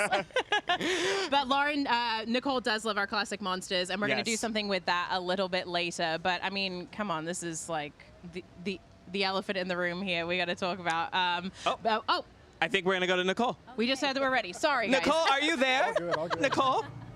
Buzzing in. Oh, she's in the chair. She is in the chair, and she's getting ready. Hey guys, hey, I'm here in the Darkmoor Monster Makeup Experience, and I'm so excited. I love all things monsters and makeup. One of my favorite movies ever is The Thing, top 4 if you know, you know, and I think that's just a perfect example of how makeup and practical effects can make a horror movie just next level. So to say I'm excited to become a thing of my own, big understatement. A little nervous about what the chat is going to pick. It sounds like that's the plan, to have you guys vote on something. And you guys have been really nice to me in the chat so far. So please choose wisely. Choose something that makes me look good.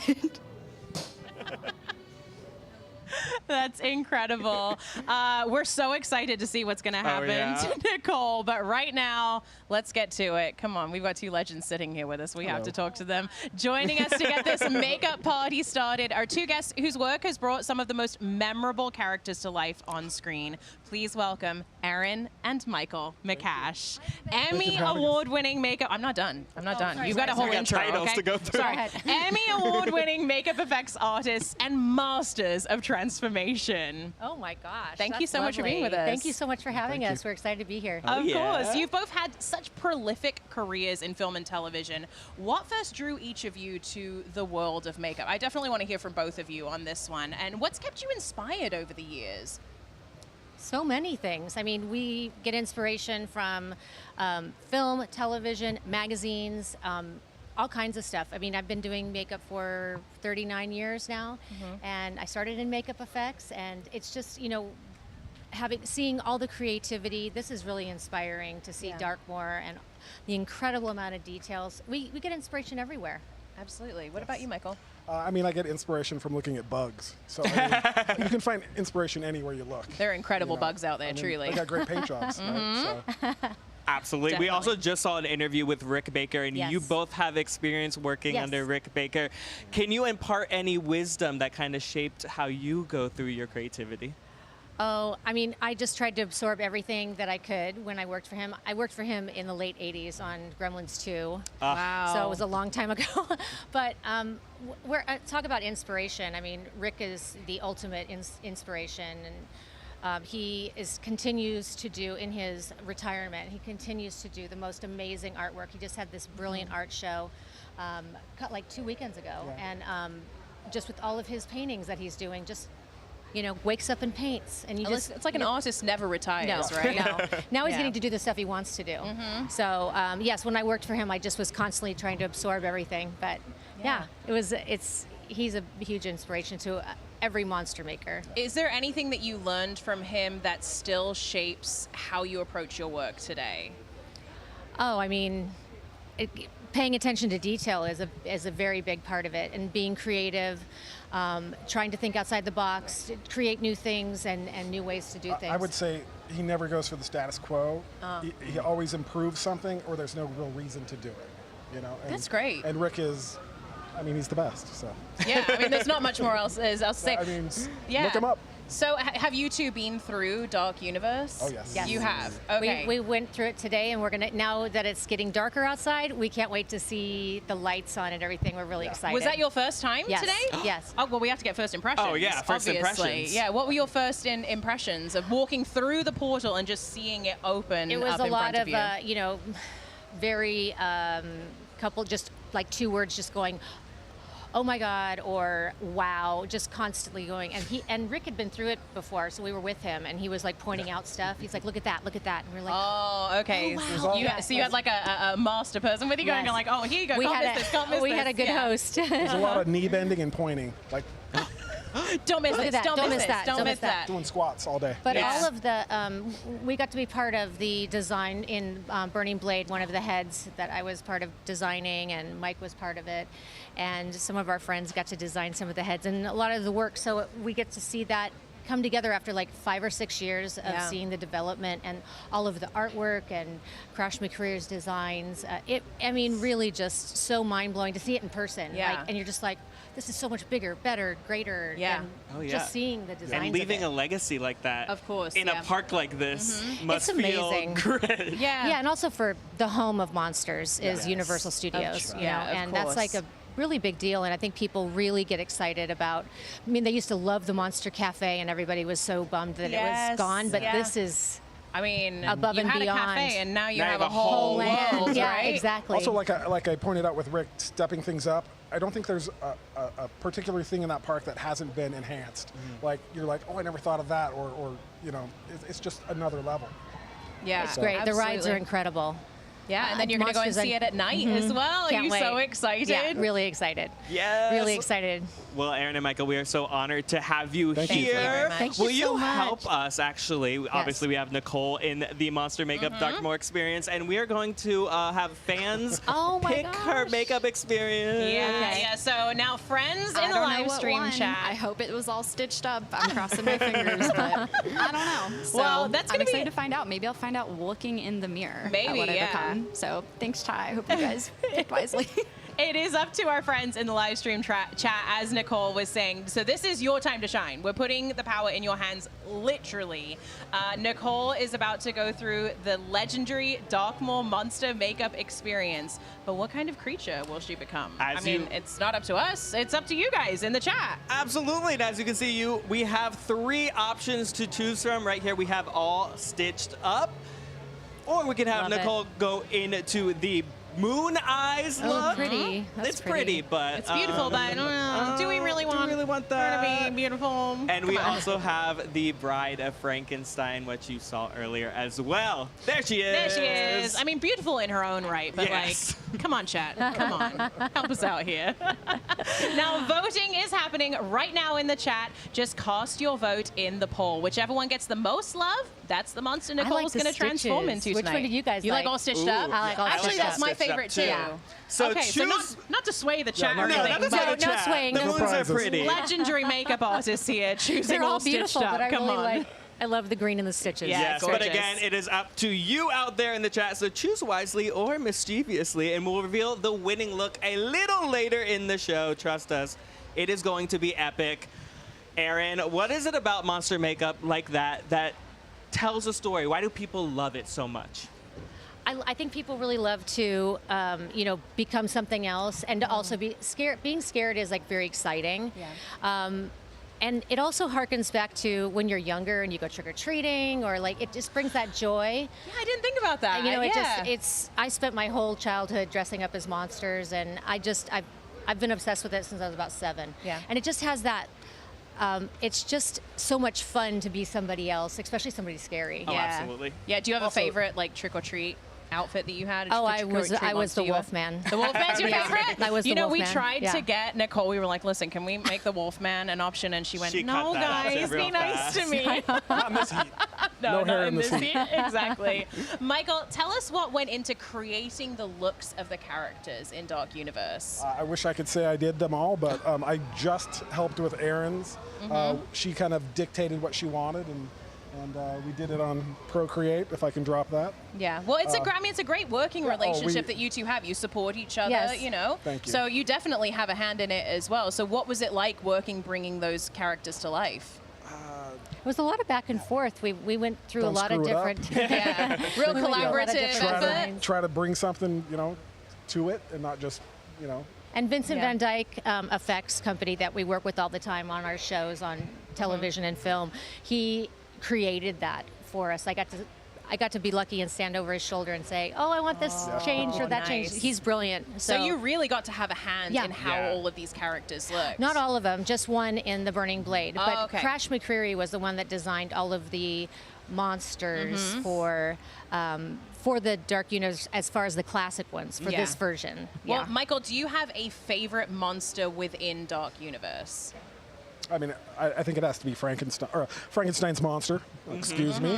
I mean, because who doesn't love Frankenstein? He's such an underdog, and I think everybody can resonate with his character. Yeah. He's just misunderstood. Yeah. That's what you He said is. earlier, right? we He's talked just about it. He's just a misunderstood. He's an anti-hero Yeah, for sure. He is. absolutely.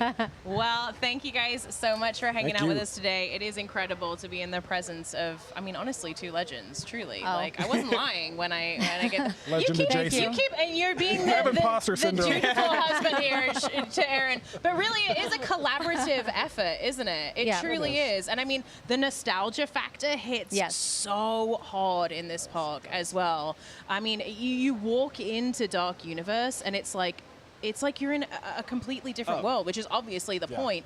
But it is just like, I mean, and I said this earlier with Chris Frisella as well, but it's hauntingly beautiful. Oh, yeah. It's so beautiful. It's like nothing Universal has ever done before. That's the exciting part, is that it's totally different. I think fans have been waiting for this. Like we talked about Monsters so too, Cafe, it is now a permanent home for the Universal Monsters. Yes. Absolutely. And It's the gonna be fans packed. who love Oh, yeah. the monsters Yeah. as And well. It's just packed with Easter eggs and just little tidbits of stuff. You'll always find something new in there. Was Rick pointing those out to Oh, you? yes, yes. Oh, well, don't give it away. But like, No, you got to did find you them have for a yourself. favorite Rick where gets you high were like, praise. oh, that's clever? Yeah.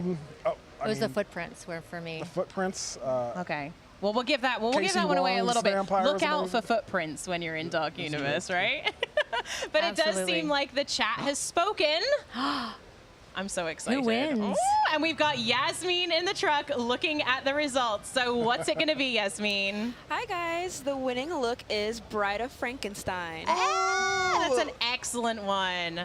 Thank you so much, Yasmin. What do you guys think? Bride of Frankenstein, a classic, right? yeah. Oh, yeah. Great. Yeah, thank you. So There good. she is. Yay. I love the bride. She's ever on my shirt. Oh, look at that. The Bride's getting so much love Oh, here at Dark Universe, so good. too. So Well, Absolutely. the new movie's coming out too, right? Yeah. Yes. Reports from one flimsy AirPod in my ear that I am going to be Bride of Frankenstein. So that sounds like a hot ghoul summer to me, which is what that's what I'm hearing. So we'll see. We'll see how it turns out. Well, She seems so excited. Yes, well, we'll check in with Nicole a little later. We'll see how that turns out. But Aaron and Michael, thank you so much for Thank joining you. us. We appreciate Enjoy your you. night. Thanks so much It was for our having pleasure. us. It was definitely our pleasure. Yeah. Have a great rest of your night and Thank enjoy you. Dark Universe in Can't the dark, wait. right? Yeah. Now, we've seen how monsters are made, but now it's time to see what happens when they break free. Deep inside Dark Universe, there's one attraction where the legends don't just come to life. They come unchained. Let's take a look. Welcome to Dark Universe, the gothic heart of Epic Universe. I'm here with Greg Hall from Universal Creative for an inside look at the madness, mayhem, and monsters behind the thrilling attraction, Monsters Unchained, the Frankenstein Experiment. Greg, we have to talk about this brand new character that we're introduced to in this attraction, Dr. Victoria Frankenstein. We're so excited to introduce Dr. Victoria Frankenstein.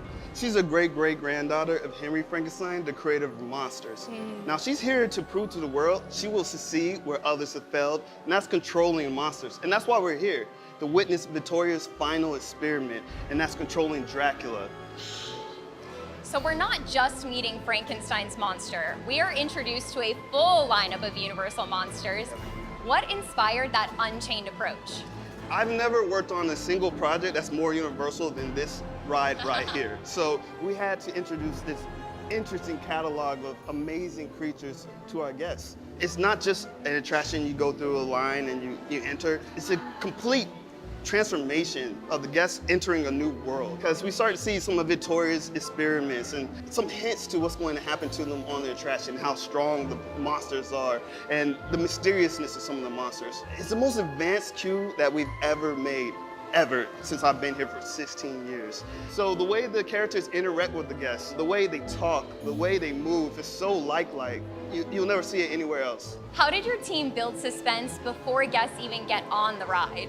We packed so much information into this queue. There's a lot of psychology to this. We know you can't scare most people more than they can scare themselves. So we have to give them that ability to think about different elements. We actually met with real morticians to be as realistic as possible on all this information. So there's a lot of data that's true, realistic, and authentic, and that's what we want to give to the guests. That actually gave me chills. I love talking about this. So let's just dive in. Right. Let's fully talk about the monsters. It's what we all want to know. Yeah. How did you go about choosing which iconic creatures actually made it into the attraction? Oh, there's so many to choose from. And we want to make sure that we pick the most iconic that guests could relate to. And at the same time, we want to pick the coolest we could think of. Of course. Was there a particular monster that was especially fun or maybe even challenging to bring to life? We have monsters in the attraction that are flying. Dracula's literally levitating in front of our guests. We have walking figures in our attraction, and we never had this humanoid figure at this scale walk. So that was awesome as well. It was always a challenge, but at the same time, it doesn't feel like a challenge when you're having fun. Okay, Greg, no spoilers, but what can guests expect once the chaos begins? We like to call it multi-sensory storytelling. We've implemented new technology, even in our ride vehicle, that creates a sensation of touch. There's maneuvers that we've nailed and perfected. You think you understand what's going to happen to you, and then it's a complete new surprise once you interact with a new monster. The guests are never going to know what's going to happen to them, and it's awesome. That is awesome. For fans of Universal Monsters and thrill rides, how does this blend both of those experiences together? We broke it down to 3 tenets, and that's legacy, mystery, and thrill. Legacy being the Universal Pictures legacy. We wouldn't be here without these iconic films and the success of them. So we want to make sure that when we're designing every element, it connects to the legacy or there's a hint to it so it feels authentic. Now, mystery, we wanted to make sure that it had the same feeling as what happens in the films. That, there's a moment of, what's going to happen to us, what's next, anticipate. And then there's thrill. You have to have monsters in your monster ride, and we have a lot of them, and the lineup's insane. Thank you again to Greg Hall for sharing the science, the storytelling, and the secrets behind Monsters Unchained. Get ready to step inside the lab, dodge the mayhem, and face the monsters. All inside Monsters Unchained, the Frankenstein Experiment.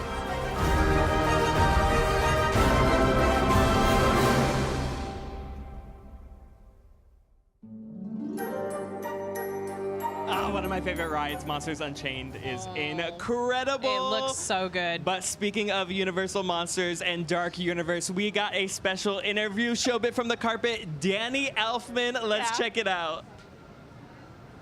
Here with Danny Elfman, legendary music composer of Beetlejuice, The Wolfman, Men in Black, and of course, the theme song for The Simpsons, which we love hearing over in Universal Studios Florida. But this, this is the first time you've composed music for a world, Dark Universe. That's right. What was that process like, and how different was that?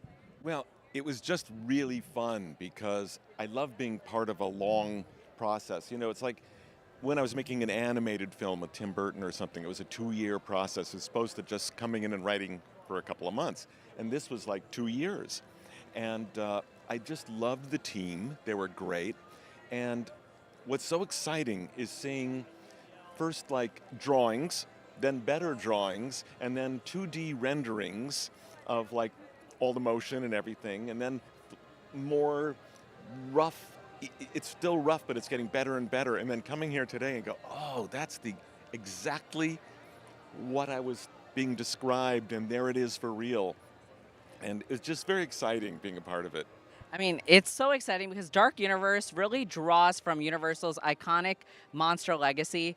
Did you revisit those films too? Yeah, it's like I don't even need to. It's so much a part of my DNA. I mean, I can't even explain Frankenstein, Dracula, the Wolfman. This is part of my, it's in my blood. Oh, pun intended for Dark Universe? Exactly. But no, seriously, I mean, I really did. I was a monster kid. And I don't know how to explain it other than I lived for monster movies, and I lived for the magazine called Famous Monsters of Filmland, which would have the covers of, Boris Karloff as Frankenstein and Bela Lugosi and different things, and, these covers were all over my walls. It was like, it's what I grew up with. I still have them all in a rack in my... Such a full circle moment. I mean, the vinyl soundtrack for Dark Universe is flying off the shelves. I gotta ask, do you have a copy or two that I could keep? Yes. All right, we'll talk. Stashed one away. All right, I gotta go. We'll be back later. All right. Thanks. Thank you so much for being here, Danny. From the legends of horror to giants of prehistory, both Dark Universe and Jurassic World are part of Universal Pictures' storytelling legacy. And now it's time for another creature feature. I'm so excited. Here is a look at a brand new trailer for Jurassic World Rebirth coming to theaters this summer.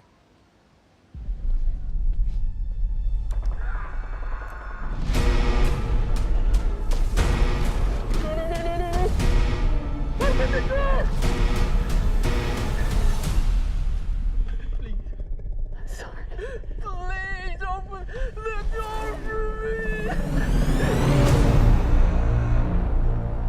On the island we're headed to, 24 species have survived there alone. The theme park owners did experimental work, leaving only the worst ones here.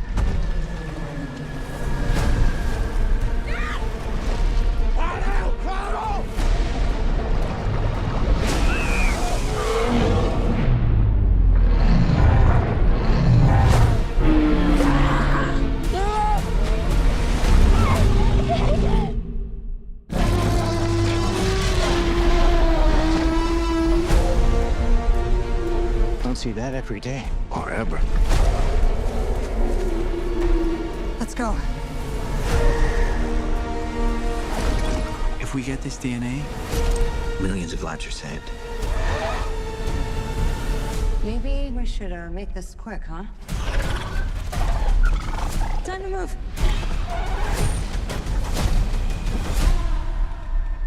We put ourselves in a place where we don't belong.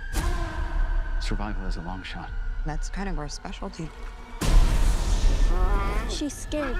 What is she scared of? Come on! Run!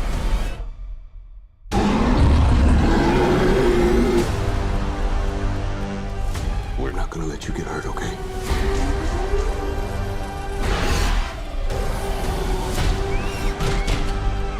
Hey! Then was a source. We found it? No, it found us.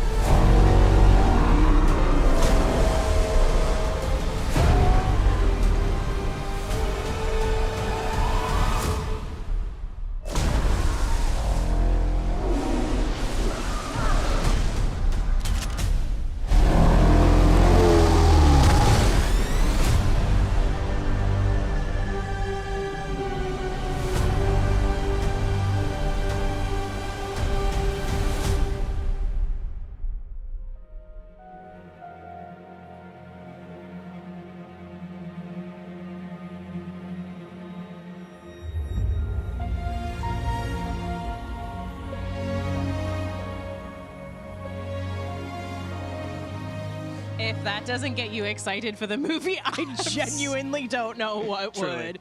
So from the jungles of Isla Nublar to the shadowy streets of Las Vegas, Universal's creatures are making their mark far beyond the theme parks. Joining us now is Shelby Honey from Universal Creative, who helped bring Universal Horror Unleashed to life. Now, this is a brand new experience that's opening this August in Las Vegas. Shelby, thank you so much for being here with us this evening. Thank you, guys. Excited to be here. Yeah. So what does Universal Horror Unleashed represent for Universal? I mean, it's sort of like the next chapter in the legacy of horror.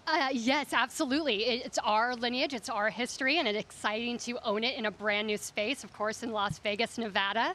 But really for us, it's exactly what it says. It's Horror Unleashed. We're unleashing it from our theme parks in Orlando and around the world, and unleashing it out into the world and year round. Yeah, every single day. I was like, speaking of a Horror Nights fan myself, I think the one question we've all been asking is like, we need an experience that is happening year round, and this is not just a haunted house. It's a year-round destination with food, entertainment, scare experiences. What can guests expect when they step into Horror Unleashed?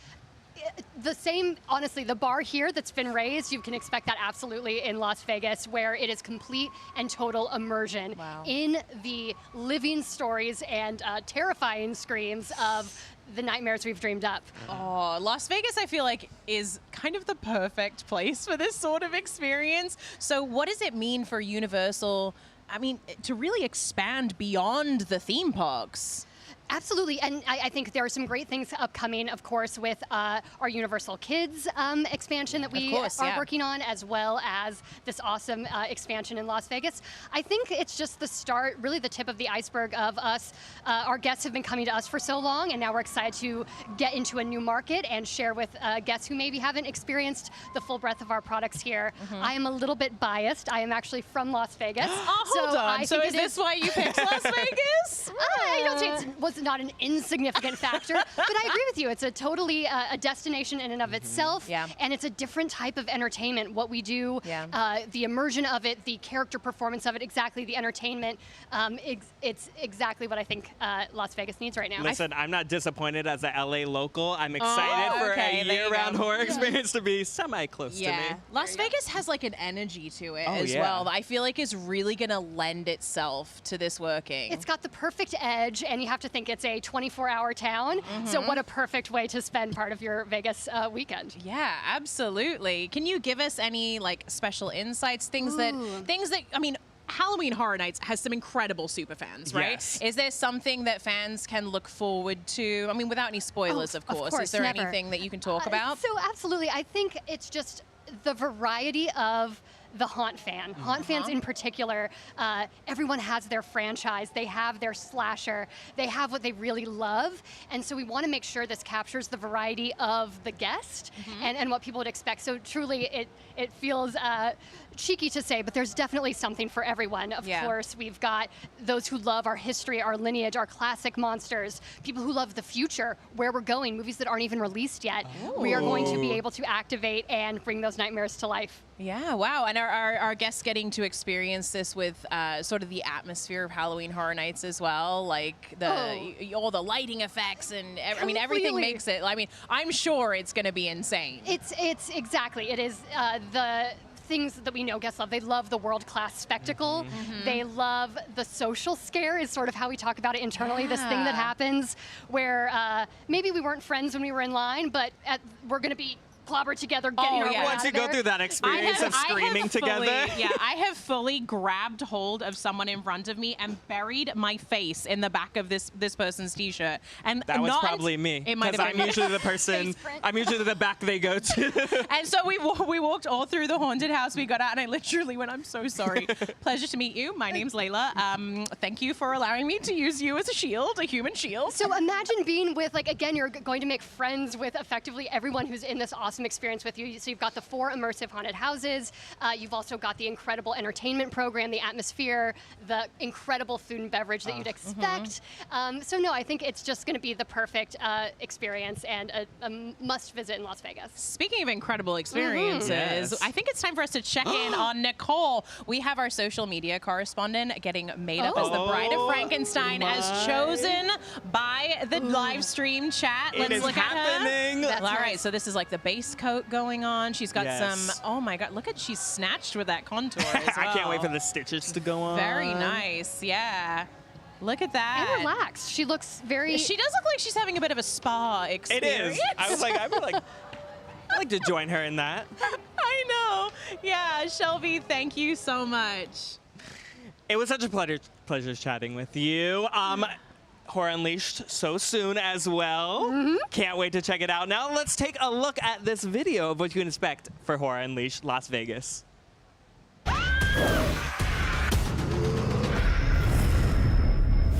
Bringing horror to life for Universal is very meaningful because Universal created the horror genre. Universal Horror Unleashed is a brand new immersive experience. This is a test of courage. This is a place you want to go with your friends to show them that you are strong enough to face your fears and live to tell about them afterwards.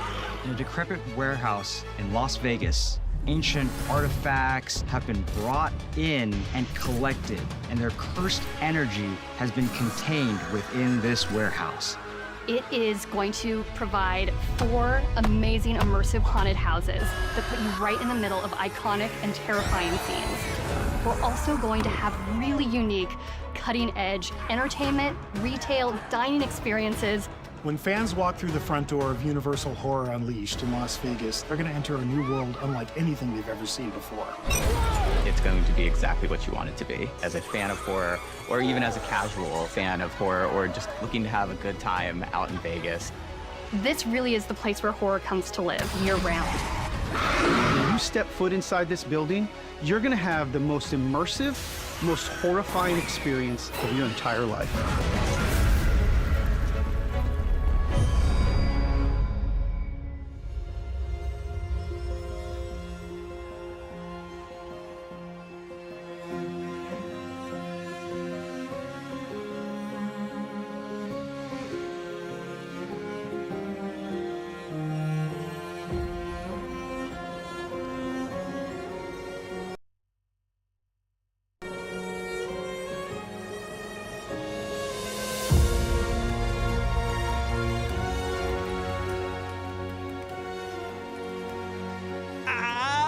I am so excited. We were talking I know over you're the so break. excited Yes, about this. I am a huge horror fan. Horror nights, give it to me. I need it all. Yeah, you were saying you get what, frequent fear passes Yes, to I get both coasts? Yes, you living in nutter? LA, I love Orlando as well.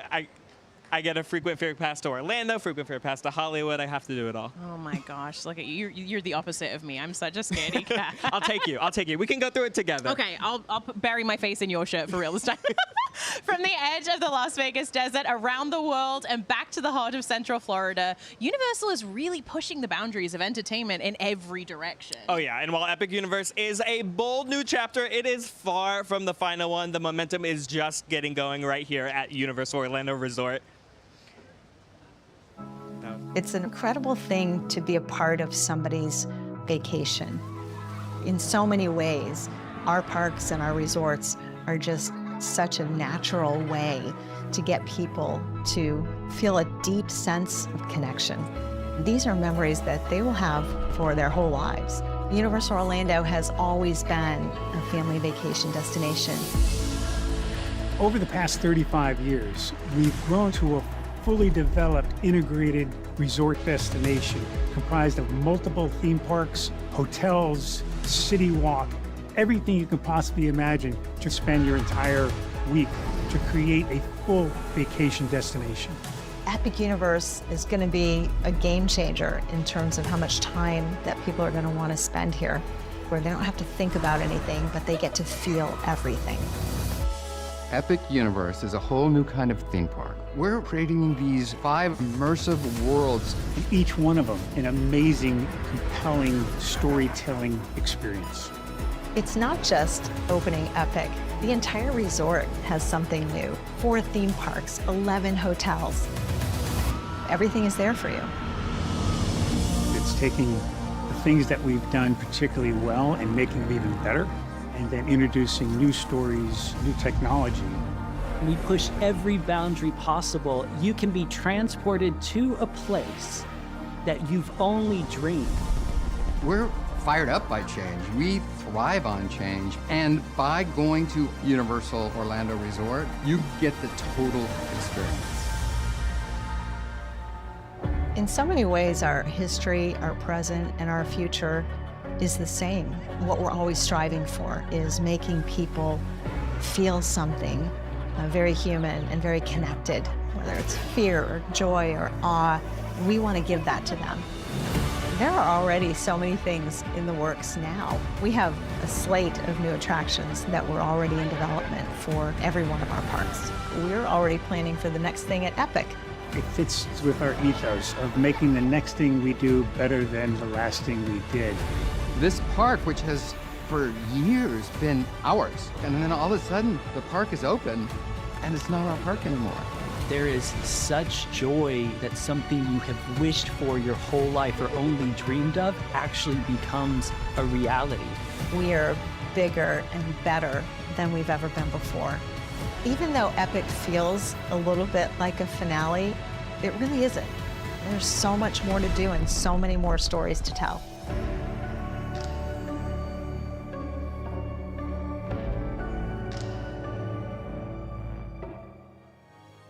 You guys, it is so amazing out here at night.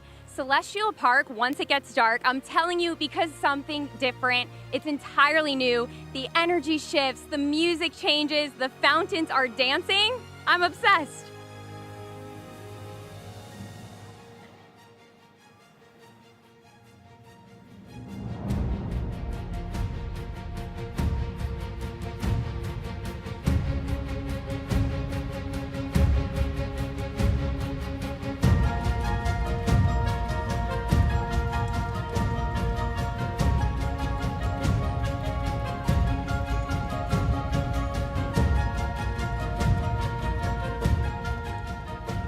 Stunning. I know. It's We talked so about it all striking. night, but the park literally transforms into a whole new park at night. A completely new experience, isn't it? The lights change, the music changes. I mean, the fountains, it just looks ethereal. Yes. Doesn't it? Not only in Celestial Park, but in How to Train Your Dragon Isle of Berk, Dark Universe, Super Nintendo World. The lighting packages for all these worlds are incredible. Yeah, this truly is a park that I feel like it is almost an entirely different experience at night. You almost need to visit during the day and at night, or stay through the night, you know? Because sometimes the weather is a little better too. Sometimes There's the weather a nice, is a little bit more cool forgiving. night breeze, yeah, yes. absolutely. And of course, if you're staying in the hotels, I mean, the Grand Helios. That's the big one, obviously. Yes. But you can look out on the park. You can see all of these incredible lights. You can see how the park just comes alive. And now you've spent time in Helios. Yes, haven't I you? actually had a chance to stay the night at the Grand Helios. I had a park-facing view. I don't alright, even know bougie. if I slept because I literally just put myself against my bed and opened my window shade Those are and just floor-to-ceiling windows and too, so just- it's like you can see everything. just looked out the whole night because Wow. it was just like, am I looking at what I'm actually looking at? I am Yeah, like, what does that feel sitting like? in a bed over an entire theme park. Yeah, it almost feels like you're living in the theme park, which I'm sure Yes. is like an incredible experience. Yes, especially also if you're there during the day, you can see day guests walking around. You can just see the entire park comes to life. And even when the park closes, Yeah. entire lighting package stays on. Wait, hang on a minute. What do you mean? Yeah. Are it you stays serious? until about midnight. The park Okay. does has to go to bed after all a little right, bit. I thought it just stayed on, and then they were like, well, it's morning now. Here we go. No, but it is truly incredible to just sit there and watch an empty theme park too, Yeah. especially after closing. Yeah. A great place to stay. Also, there are 2 other hotels Of close to course, Epic Universe. yeah. We have Stella and Luna. Yeah, Stella Nova, yeah. Terra Luna. Stella Nova and Terra Luna. I mean, I can speak from staying at Terra Luna. You can look out and you can see Epic Universe. Even from there, Yeah. you can see the lights. It's incredible. And it's so close. It's nice being as close you are to a park. Yeah, it's nice. It is really nice to be able to stay on property, and these 3 new hotels are an excellent opportunity to do that. So let's take a look at a video so we can take you inside the Grand Helios so you can see a little bit of what Patrick saw.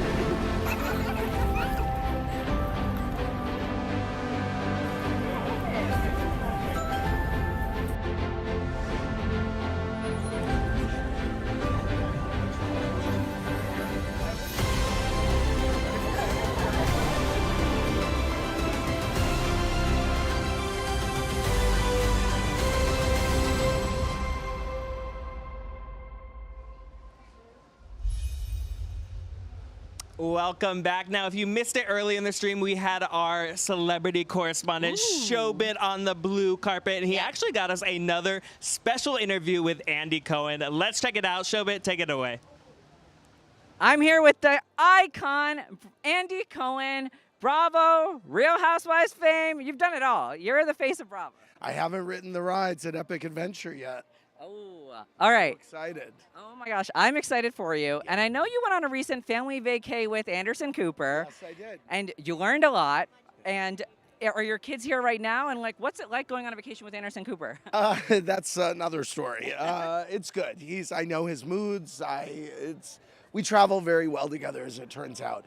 But we had a great time at Universal, and we didn't get to see Epic Universe. So I'm so excited. It was like here taunting us from afar, and this was only 3 weeks ago. So I'm so excited to see what awaits. Are you excited? What are you most excited for? You know what? Harry Potter, and I think that's my number one right now. All right, so we'll wrap this up so that Andy Cohen can go ride the Battle at the Ministry. Thanks so much for joining me, Andy. Thanks. Great to see you. Good to see you.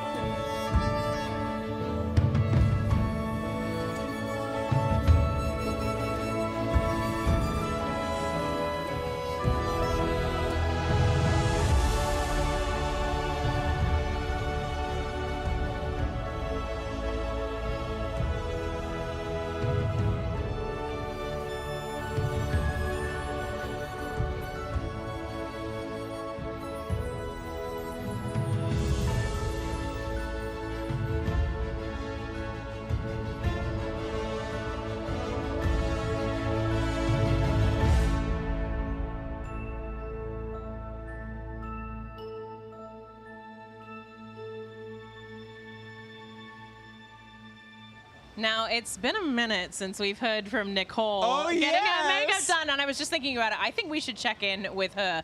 Last we saw her, she looked like she was having a luxurious spa experience. The black lip is here going it goes. on. I mean, honestly, the iconic black lip. She looks incredible. Yes, if you missed it, we had fans vote on Nicole's makeup, Darkmoor horror makeup experience, and you have chosen The Bride. So she looks like she is almost done. Yeah. I got the makeup done of the sweaty, sunburned park goer. Oh, it looks great. Yeah, they do that here, I think. Very realistic. An excellent makeup experience. Well, welcome, guys. Lovely to have you here. We have the new rock stars with us. Hi. Incredible. Now, We've got Celestial Park is obviously stunning to look at, but it's the music that really gives the world its soul. Do you have any sort of takeaways from walking into the park and hearing that music? I mean, just from being YouTubers covering Easter eggs, I was like listening for what kind of deeper themes and trying to analyze the music. And I was just so impressed with Solaris just like sticking to this beautiful speech and welcoming us into each portal. So I just felt like it was her theme, and I'm not going to be able to hear that music without thinking of her. I know. It's crazy walking through each portal, hearing the music, and like feeling like you're inside of that world. It makes it so realistic. Yeah. Do you have specific things that you are sort of looking for when you're walking? I mean, because obviously you're content creators and you have sort of an agenda of things that you need to get done. Can you walk through the park and really like experience it and take that all in, or are you sort of like thinking of things that you need to look for and you need to point out? How do you balance that? I mean, I feel like we are robots that just see our entire world through like a red filter, like Easter egg, red arrows. Circle arrow. Sometimes it's like that. This park was so well designed to where every corner you look at, there is some detail that was snuck in there by a designer. Yeah. And like just going through the line at the Ministry and seeing like Ron's Auror locker or the empty portrait of Pius Thickness, who only served as Minister of Magic for 1 year until his fateful end. An encyclopedia of knowledge over here. We went through the Monsters Unchained ride a few times, just slowly through the queue, letting people go past us because we wanted to read all the signs. And like we learned that like the Frankenstein's monster you see was the version 1 that burned at the burning mill, and it's like it's so realistic and it really pulls you into that experience. And there's so much story and backstory that you can learn about each time you go through the ride. It's fascinating. That's amazing. I usually say that Patrick is my encyclopedia of knowledge, all things theme park. Like, there's some competition over I'm sure here. we both have been leading up to the anticipation of this park opening. Oh, yes. So I have to ask, you've experienced the park now. Do you have any favorites? Do you have a favorite portal, favorite ride, maybe a favorite food? I know it's hard to pick just one. Oh, we saw the Untrainable Dragon show. So good. And I don't want to spoil anything for it, but it is more than you think it's going to be. Isn't it like I said it's the best theme park show I've ever seen. Yes. I want to say it's like on par with some of the best just theatrical presentation shows that I've ever seen in New York, London. Oh, I mean, it's gorgeous. Skip Broadway. Come to Orlando. Does Broadway have dragons? I don't think so. You can't have a cone of mac and cheese on Broadway. You know what I mean? That's true. Yeah. So, Untrainable Dragon, one of your favorites. One of the favorites. Do you have a favorite portal? Overall, I think the Dark Universe was just my kind of vibe. Yeah. Just the fact that I could go into a tavern, and drink from a flask was really fun. Just really makes you feel like you're part of it. We were Yeah. talking about it earlier and just saying that it is such a hauntingly beautiful world. The architecture, the landscaping, it really gives it a vibe that you wouldn't necessarily expect from Universal that does Halloween Horror Nights and things like that, which is more of that scare factor. Yeah. And this is more of just that immersive sort of haunting vibe. I will think. say when they locked me in, I turned to Eric and I was like, I think I'm scared to be on this ride. I think they're going to scare me. There's a few little jump scares there that I got a little freaked out about for sure. Yeah, definitely. Now, did you get to experience the Dark Universe at night? Because we were talking about how each portal seems to transform from day to night. Oh, we haven't seen it yet. I can see it from We here. gotta add that to the checklist. But I mean, we gotta get over there. We were in the Isle of Berk as the sun was setting, and it was and the Gorgeous. torches started to light. It was beautiful. Did you ride into any Vikings? Oh, They we seem to did. be Too many everywhere. Vikings. Some mean Vikings. We got heckled by a couple Vikings. I got asked where my beard was. Oh no! It was very sad. I gotta start growing that out. And I have kind of a beard, and it wasn't enough for them. It wasn't enough. It's not enough of a Viking beard. I don't think so. Oh my gosh, did you guys meet Toothless? Oh, we did. We did. Mhm. And I was fortunate enough to meet Toothless with Twig. Hiccup tried to get in there, but I was there to You're meet like, no, no, Twig. Twig. Yeah. I said, Hiccup, wait your turn. I'm here to meet Twig. Yeah, I saw Hiccup coming back, and I said, Hiccup, I've just been talking to Toothless, and Toothless has just been telling me how much he misses you. And there's nothing else going on. As a special bond. Yeah. Of course, did you run into any of the baby dragons? We have Rough Runner, Dart, Pouncer. We did see a few of them. We saw some hatch in the show. They were flying around. Absolutely. There's some eating some fish, I noticed. Yes. I did see them Adorable. right before we got blasted with some ice from that dragon. Yeah.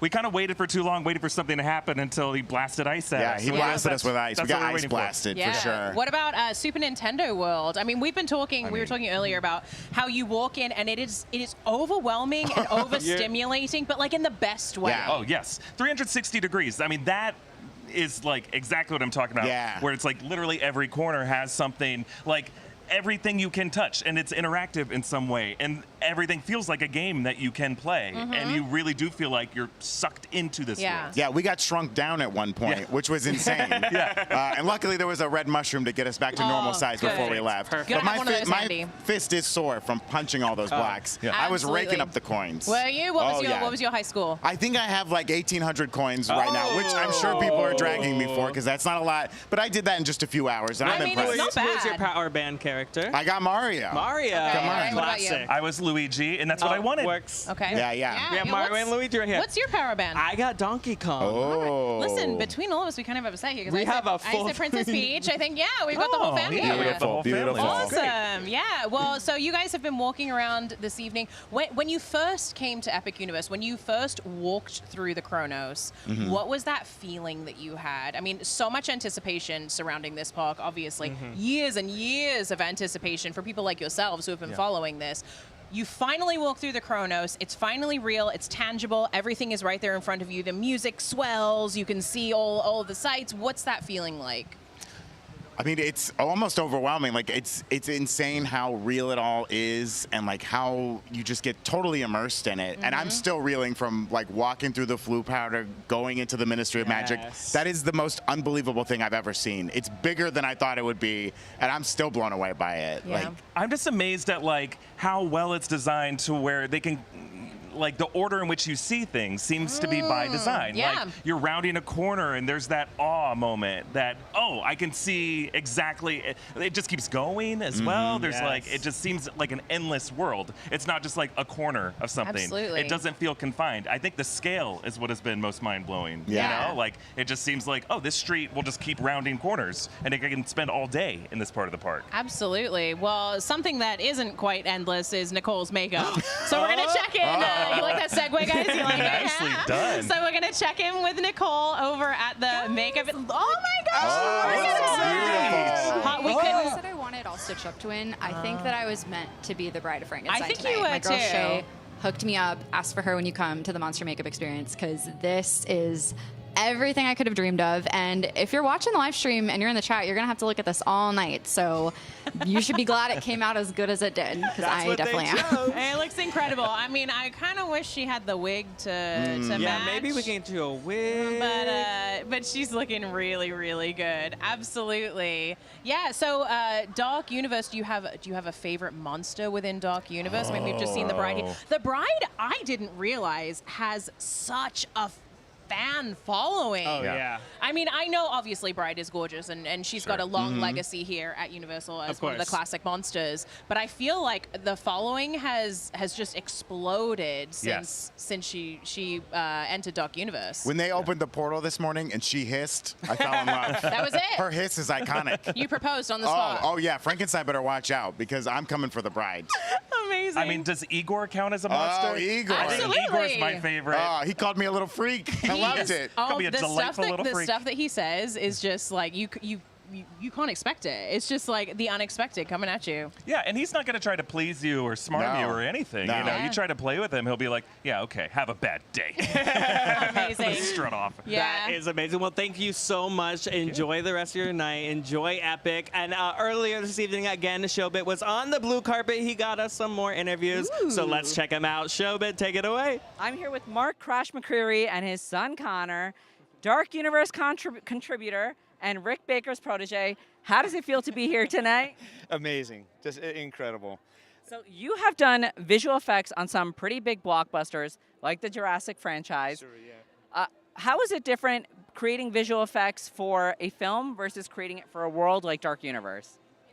You know, there really isn't a lot of difference. You're creating a character that fits in a world, and whether that's live action or on a film, it's all kind of the same kind of issues that you're dealing with. You know, yeah, it's all character development, and if you believe the character, then you've satisfied whatever medium it's in. It's truly beautiful here at Dark Universe.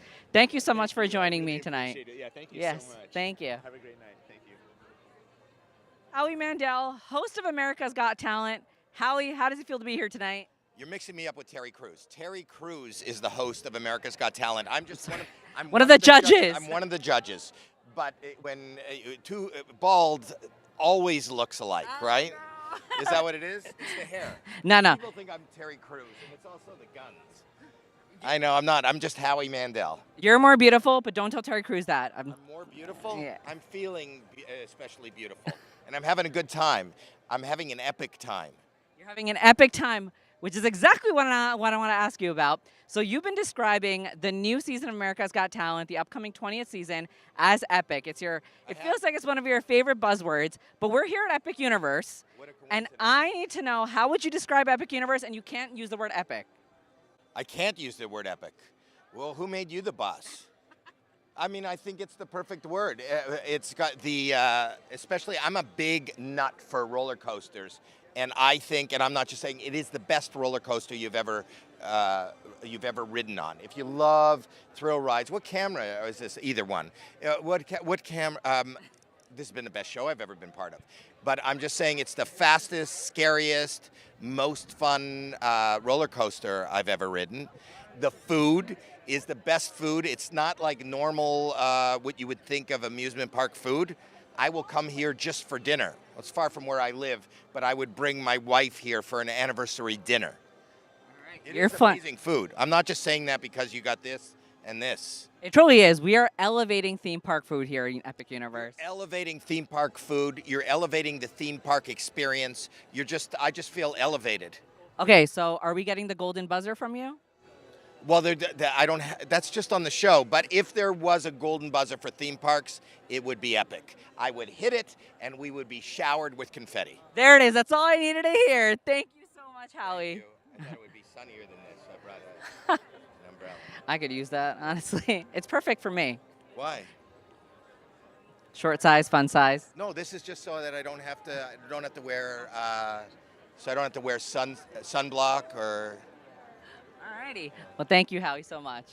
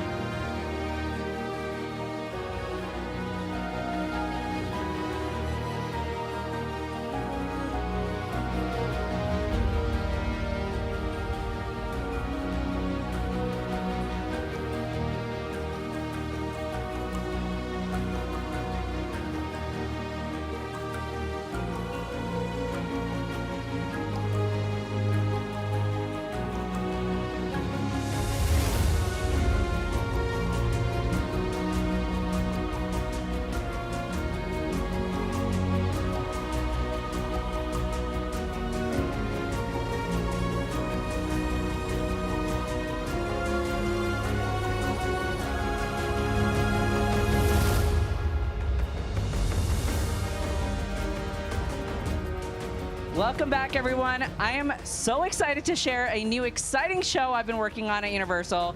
Co-Stars is a new YouTube series that follows celebrity co-stars as they go for a spin on Universal's most thrilling coasters while also getting to promote their projects. Viewers will get a front row seat to every laugh, scream, and unexpected moment as their favorite celebrities face their fears, share behind-the-scenes stories, and let loose in our parks. This is the show where we're dropping names, launching them, and dropping them again. And it's the hottest new stop on the Celebrity Press Tour. Joining me again, the princes of Celestial Park, Bowen Yang and Matt Rogers, the very first guests of Co-Stars. Bowen and Matt, before we tease the show, I've got to ask you, what was it like riding Stardust Racers together, and who would you want to ride next? Nominate 2 people. Ooh, great question. Okay, well, I already know who I'm going to say, and I think you might love this. Okay. Meryl Streep and Martin Short. Yes. Get down here and get on this roller coaster. And I'm going to nominate Tina Fey, Amy Poehler. Yes. Yes. They would be great. All the iconic duos. Yes. Okay, Tina Fey, Amy Poehler, if you're watching, and Meryl Streep, Martin Short, if you're watching, Co-Stars here at Universal Epic Universe. All right, let's take a look at a promo for the show. Let's do it. Rule of culture number 1. It's actually rule of coaster. Welcome to Co-Stars, the show where we're dropping names, launching them, and dropping them again. My co-stars today are Matt Rogers and Bowen Yang. Hi, Yes. We are at Universal Epic Universe. We have the tallest, fastest coaster in all of Epic right behind us. Stardust Racers, are y'all ready to ride? Let's go!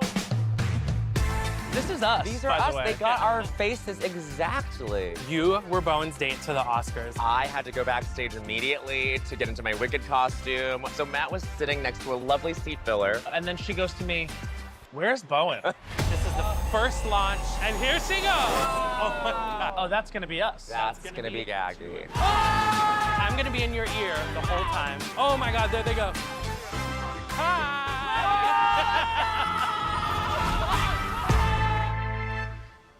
Bowen Yang and Matt Rogers. Tonight they were crowned the princes of Celestial Park.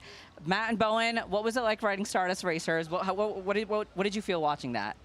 I mean, that was a very intense day, but I do agree with you that it is the new best stop on the Celebrity Press Tour because you're gonna get honest answers, honest reactions. There's no like PR embellishments there. It's all like real stuff. It all goes away when you're flying by at 60 miles per hour into the celestial spin. You know what I mean? You're gonna get the truth bombs dropping. It is raw. It is real. I mean, it all came back to me watching that. Yeah. I was like, yep. That was that feeling. That was when my brain was tilted off its axis, and I have not been the same since. And I'm not pressing charges. No, it's okay. no. Only because we signed releases. We signed releases. There you go. Well, thank you so much for joining me. Check out Co-Stars when it drops on the Universal Orlando Resort YouTube channel pretty soon. And speaking of coasters, here's another fan favorite, along with so much more to do in Super Nintendo World.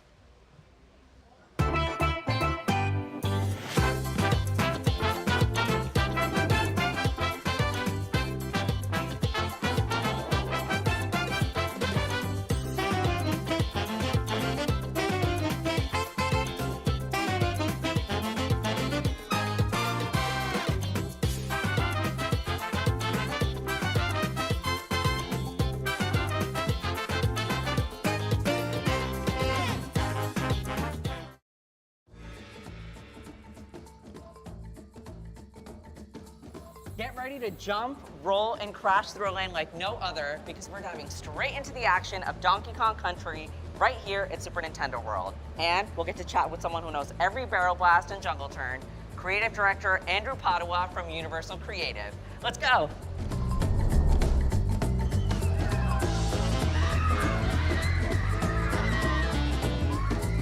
All right, Andrew, thanks so much for joining me today. As someone who grew up as a fan of these video game series, what goes on through your head as you walk in and see this land that you've helped create? There's so much to consider, honestly, when you're talking about being a fan. It's so critical for us to make sure that we're honoring everything that's familiar, everything that's fantastic. There's so much to really integrate into this space and make it beautiful. This space in particular, Donkey Kong Country, is really critical on being a bit of a departure from Super Mario Land. When you come through here, it's not until you get into this back recessed corner that people come through this tunnel and they're just like blown away by what they find back here. So you mentioned a lot of detail. What are some things guests might want to keep an eye out for as they walk through the land? Minecart Madness being the premier element in this space. There are traditional elements that are always in the games. Discovery draws the guests and the players through all these different parts of the land. They want to find all of these elements in themselves. So you mentioned Minecart Madness. Yes. I think we've done enough talking here. Let's go check it out. I'm so excited. All right, we're outside of Minecart Madness, and before we get into the groundbreaking technology of this ride, I first gotta know, Andrew, what's the story behind this attraction? Minecart Madness is an opportunity for us to join the Kong family. And what's happened is here, there is a golden banana, and Tiki Tong and his clan, the Tiki Tak tribe, are trying to steal it. So what we want to do is we want to join those adventurers careening through all of these spaces and chase the Tiki Tak tribe out of here, keeping the golden banana safe. Andrew, we've gotta talk about this. How did the team bring that classic barrel blasting, track jumping feel from the games into a ride? Well, finding the right ride system, and in this case, developing the kind of ride system that really works for the story that you're trying to tell is such a critical part. All the dips and dives and rolls that are happening on this attraction, it takes an army, honestly. I mean, I've gotten to ride this a couple times, and every time I'm riding it, I'm always caught by surprise. So as someone who worked on this coaster, I'm always curious, what's going through your head? Story, honestly. Whenever we're developing these things, we're thinking about the guests, we're thinking about the guest experience, because that's what we want. We want guests to get off of this understanding what they went through, what they experienced, and how much of a good time they had. Whew. After all that action, guests will finally get a chance to meet the most famous resident of Donkey Kong Country, Donkey Kong himself. Andrew, I know it's a little too early for him to be out here, but what can fans expect from this meet and greet? So Donkey Kong obviously is this massive, bigger than life experience that guests will be able to come out here, get fist bumps and high fives and really having a great time with them. They're all gonna be able to get in here, get a picture with them. They're gonna love it. Well, I can't wait to meet him later, but right now, let's go check out some of the interactive elements of this land. Beyond the ride and character moments, guests can actually jump into the action with the power-up band. How do they work in Donkey Kong Country? Very similar to how they work in Super Mario Land and the entirety of Super Nintendo World. Here you can activate elevated experiences within the world in itself. It's not necessary, there's a lot of interactive, there's a lot of fun and play that guests can have in this space, but it does track a lot of the interactivity that you've already experienced. There might be a few added surprises knowing that you've been either there before or you've ridden the ride before, a couple other elements. I won't say it's really a great option. All right, so speaking of surprises, there are so many hidden around this land.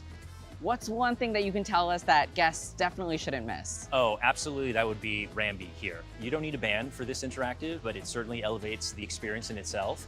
But we invite guests to come along, play these bongos, find a certain rhythm, and really give them the opportunity to serenade Rambi out of his crate and activate the round.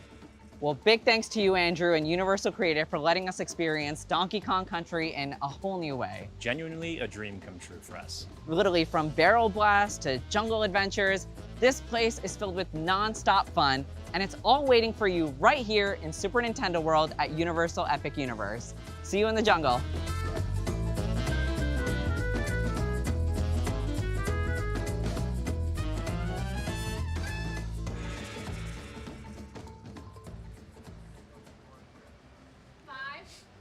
What a wild ride through Donkey Kong Country. And joining us now is the guy who helped build not one, not two, but 3 Super Nintendo worlds from the ground up. Welcome to the live stream, Andrew Padua. Oh, it's fantastic to be here. Thank you so much. Andrew, you've had a hand in all 3 Super Nintendo worlds. So Japan, yes. Hollywood, and now here in Orlando. So what's it been like watching this sort of evolve across the globe? It's been overwhelming, to be frank, and it's been a dream come true, honestly, like living out what feels like someone else's fantasy and what it is that they're perceiving, partnering with someone like Nintendo and being supported by Universal Creative completely to just go ahead with what yours and everyone else's dreams are. It's It's fantastic. It's Yeah, been we were incredible. talking earlier about how it's like it's overwhelming and it's In the best way. overstimulating Yeah. in the best Oh, my way goodness, once you walk absolutely. through. Yeah. It makes sure to touch on all of the senses. Not one is missed. Yeah, exactly. So how did you and your team carry the fun and the essence that is Super Nintendo into this physical experience? The truth is, what Nintendo has at its core is play and discovery, right? And so as we're working through all of that, as we're evolving it with the partnership with Nintendo, we're constantly reminded to come back to what it is. I mean, there's so much that can easily bog you down as you're doing something like this, but when you get to the root of it, it's always that reminder. They're always there for you. The team is always there for you. And what it is that we do, especially when you start seeing guests coming through there and seeing how they light up and go to pieces, and really just realizing this world that they've always imagined.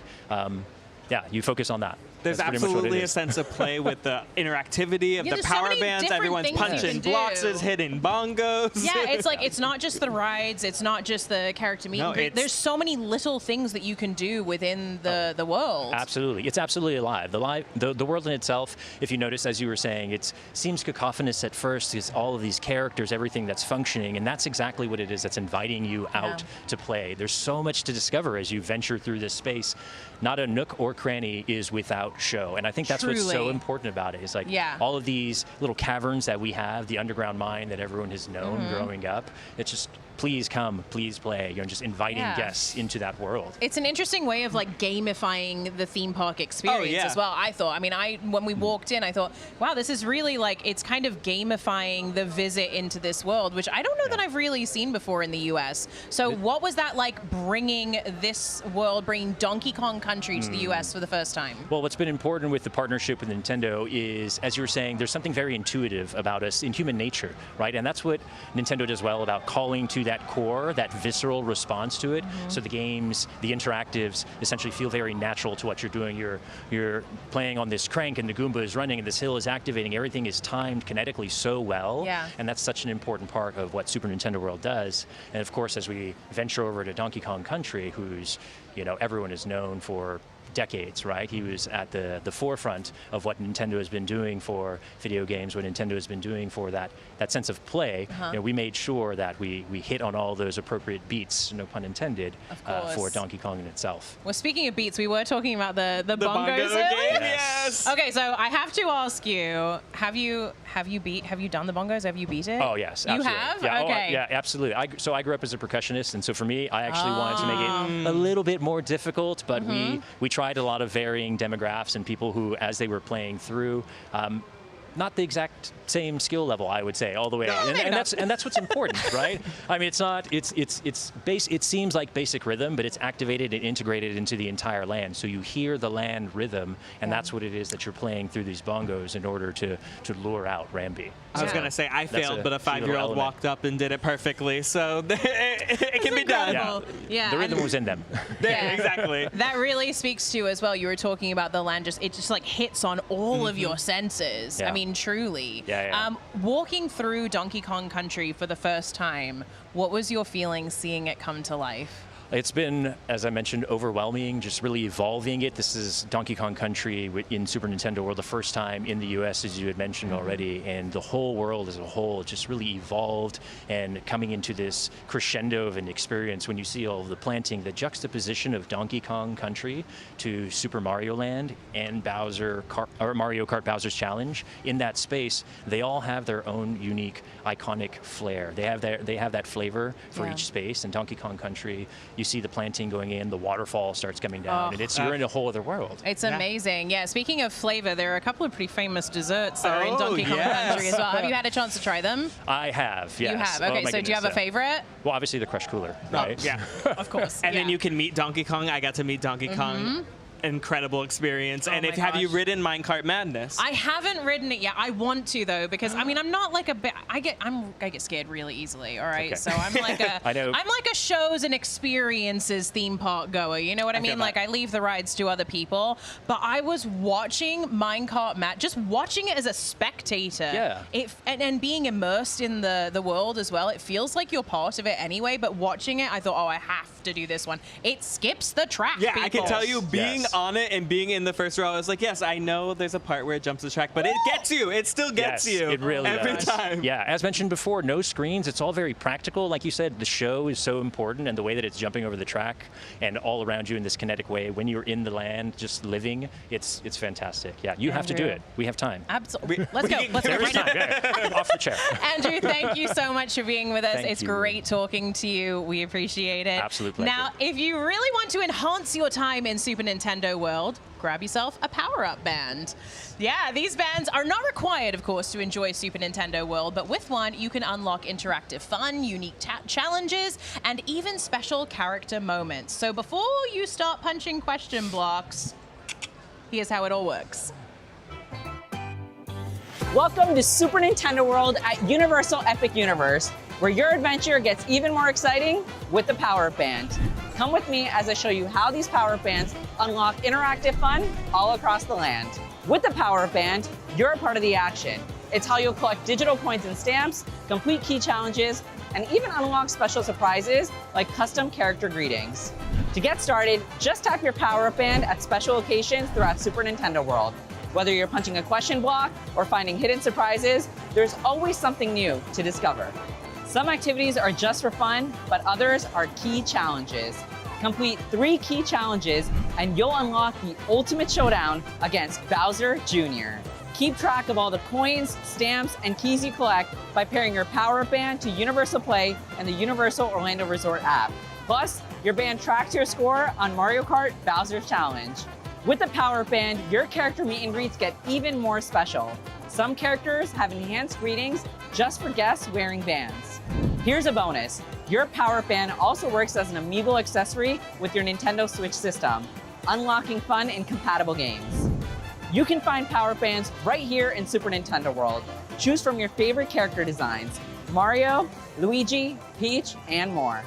With the Power-Up Band, you're ready to collect coins, complete key challenges, and discover all the hidden surprises waiting for you. Thanks for joining me, and get ready to tap, play, and power up your adventure in Super Nintendo World at Universal Epic Universe.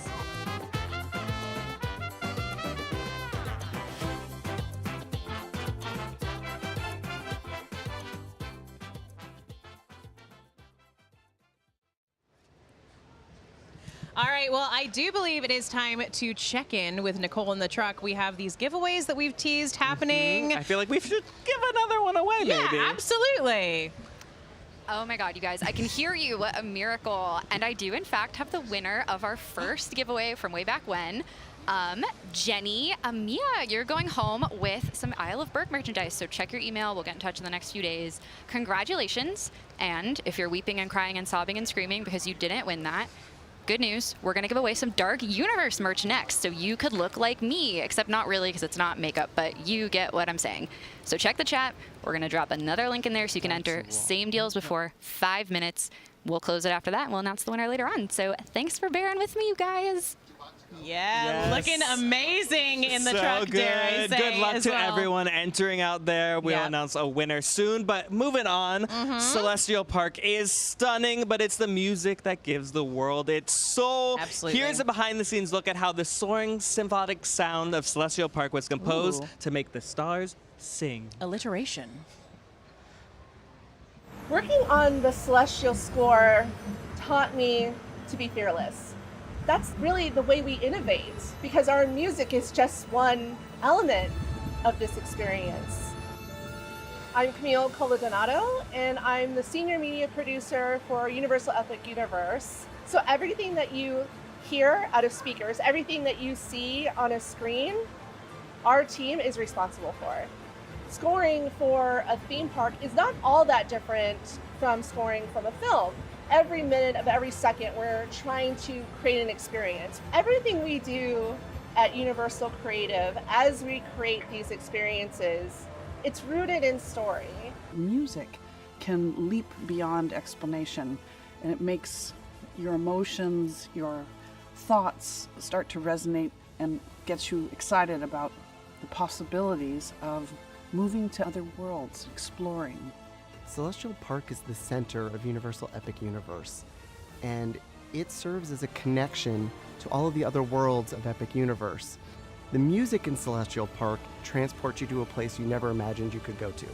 We have many different styles of music, but they are all connected in a way. We have melodies that can be found in variations and different parts and areas of Celestial Park. In the vast quantity of music that we're generating, there is a daytime and a nighttime sound across the entire world. There is over 40 hours of music. Nearly half of that is completely original. The music and the requirements on the music are very, very diverse. All the art, all the visuals that we received already gave us an idea, but it's only a rough idea. We were only like scratching the surface. We got so many influences from so many different directions, which is really, really good because this really makes the soundtrack one of its kind. Working on the music for Celestial Park has transformed me as a member of Universal Creative. And part of that was the incredible team that I had the opportunity to work with on this project.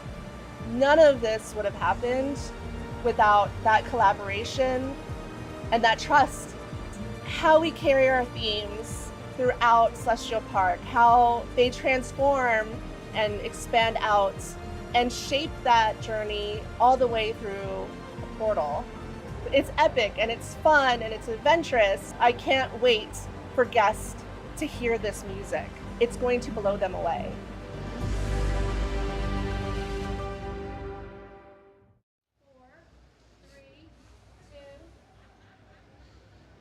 Well, she's stepped out of the video and she's joining us right here at the desk.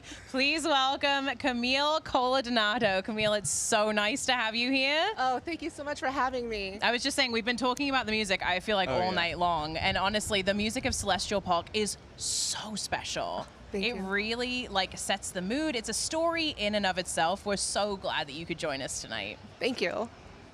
So how long did it take to score and record all of the different music stories that guests are going to find in Celestial Park? I know you've been working on this for a long time. This might be a loaded question.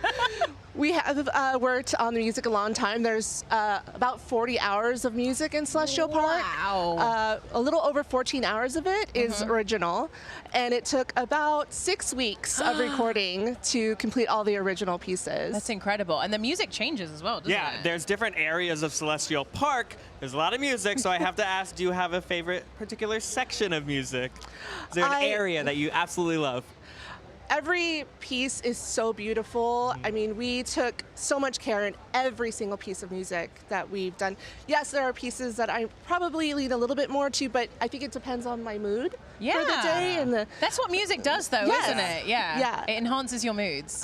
Court of the Moon, our main entry piece, I mean, always is going to live so deep in my heart. It was the first piece that we created because it was supposed to be not only the main story of Celestial Park, but also the vision of what Epic is. Yeah. That's incredible. That gives me chills just thinking about that. Because you really do. You walk through the Chronos, and the music is really what brings everything to life. I mean, truly, it hits you right there, doesn't it? Yes. Yeah, absolutely. So you talked about it a little bit in the video. Tell us more about how the music actually changes at night. So, I mean, you not only did you have to score this incredible park for the daytime, yes, you had to score it for nighttime as well. That's exactly right.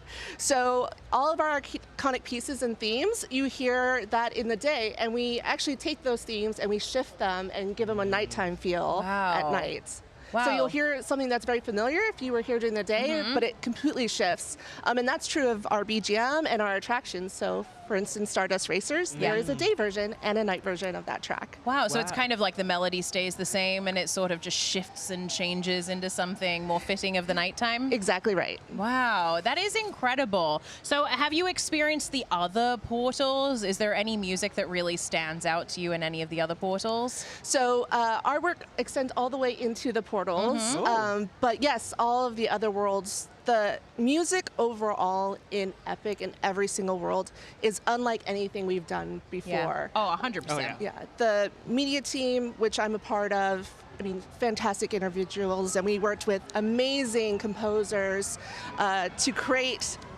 incredible pieces everywhere to immerse you in these worlds. We were And talking earlier about John Powell over in How to Train Your Dragon, Yes. Danny Elfman over in Dark Universe, some of these iconic names that are bringing these parks to life through music. Yeah. Yes, I was fortunate. I also work on How to Train Your Dragon. I I'm was so work as jealous. well. Yes. So yes, that was working with John Powell was incredible. What was that like? Was there any sort of advice or wisdom that he imparted that you're sort of going to take with you?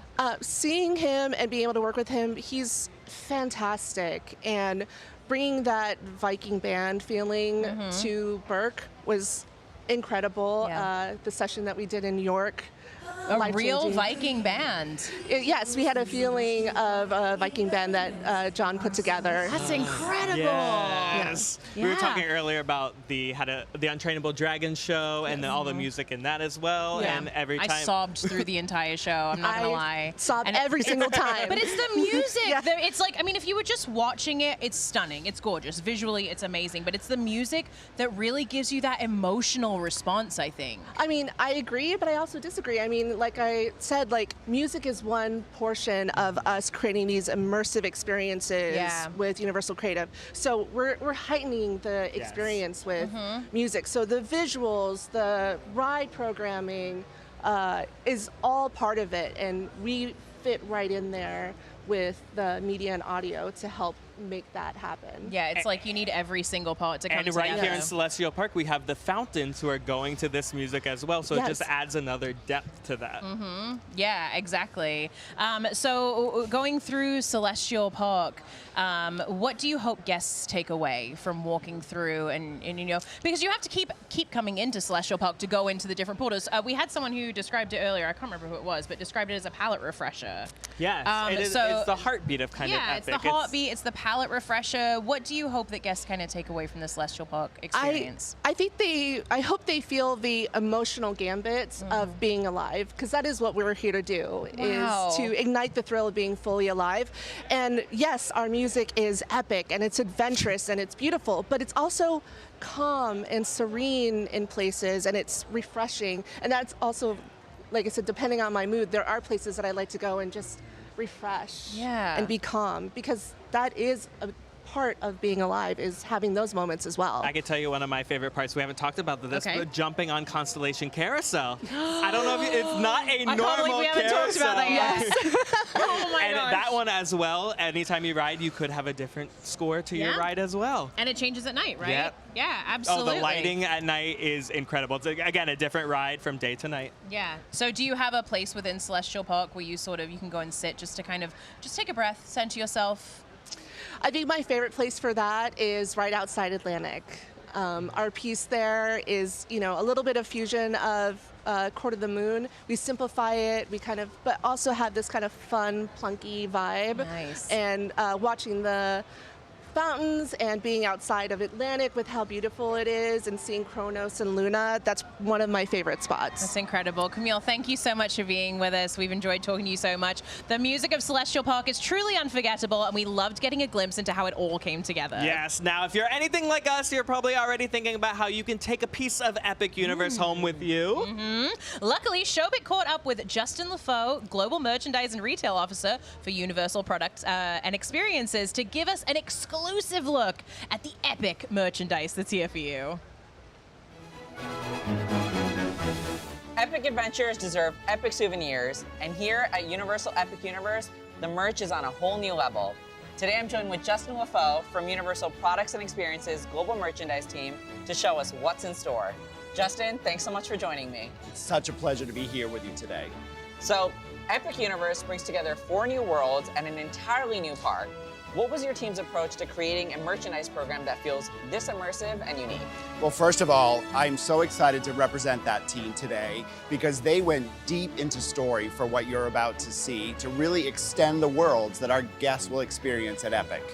So the moment you walk into a shop, you're not just buying merch, you're stepping deeper into the world itself. That is so true. The merchandise shops extend the story in a fully immersive environment, and we're not just selling you merchandise, we're allowing you to get into character.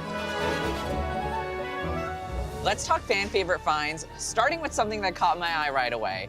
Talk us through the Parisian influence of the Wizarding World of Harry Potter Ministry of Magic collection. Well, one of my favorite items is the Phoenix Arch wand, and you'll note that this Phoenix is actually on the arch when you walk through to get to the world. This is one of our interactive wands, and it's exclusive to the park. It's beautiful. I mean, there's such a larger-than-life feeling as you walk through that arch, and I just love how it's captured on this wand. Doesn't it make you feel powerful? Very powerful. So let's walk over here. Let's see what's going on here. Check out these 1920s vintage-inspired robes. I just love the texture of the trim. It's beautiful. And what about these wand holders? This is perfect anytime you need your wand at the ready. You never know when you're going to need to duel.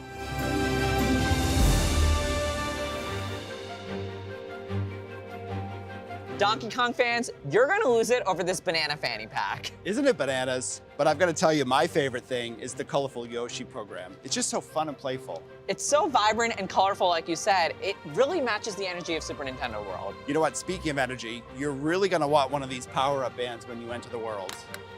Wow. You know, I've gotten to use the power-up bands in Super Nintendo World, and it's been so fun getting to unlock all the interactive elements of the world.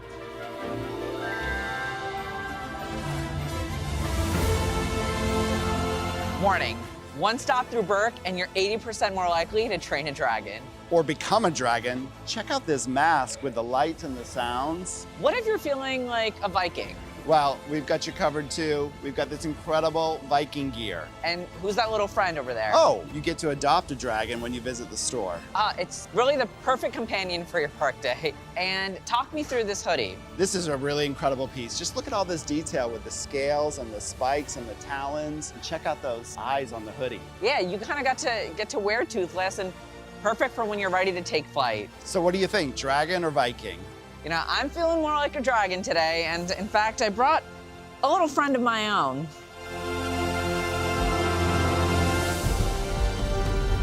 And if you've always wanted to go full monster, Dark Universe has you covered, literally. You have to visit Dr. Pretorius and discover what monster you are. Maybe you're Dracula, maybe you're Bride of Frankenstein, or maybe a little something special for you. Literally perfect for a little monster like me. Whether you're collecting, cosplaying, or customizing, there's no better place to suit up for your next adventure. We designed this for the fans. Okay. Big thanks to Justin LaFoe and the entire Universal merchandise team for giving us a first look at the incredible collections coming to Universal Epic Universe. Thank you. It's been a pleasure being here with you today. So, real talk, what can I take home with me?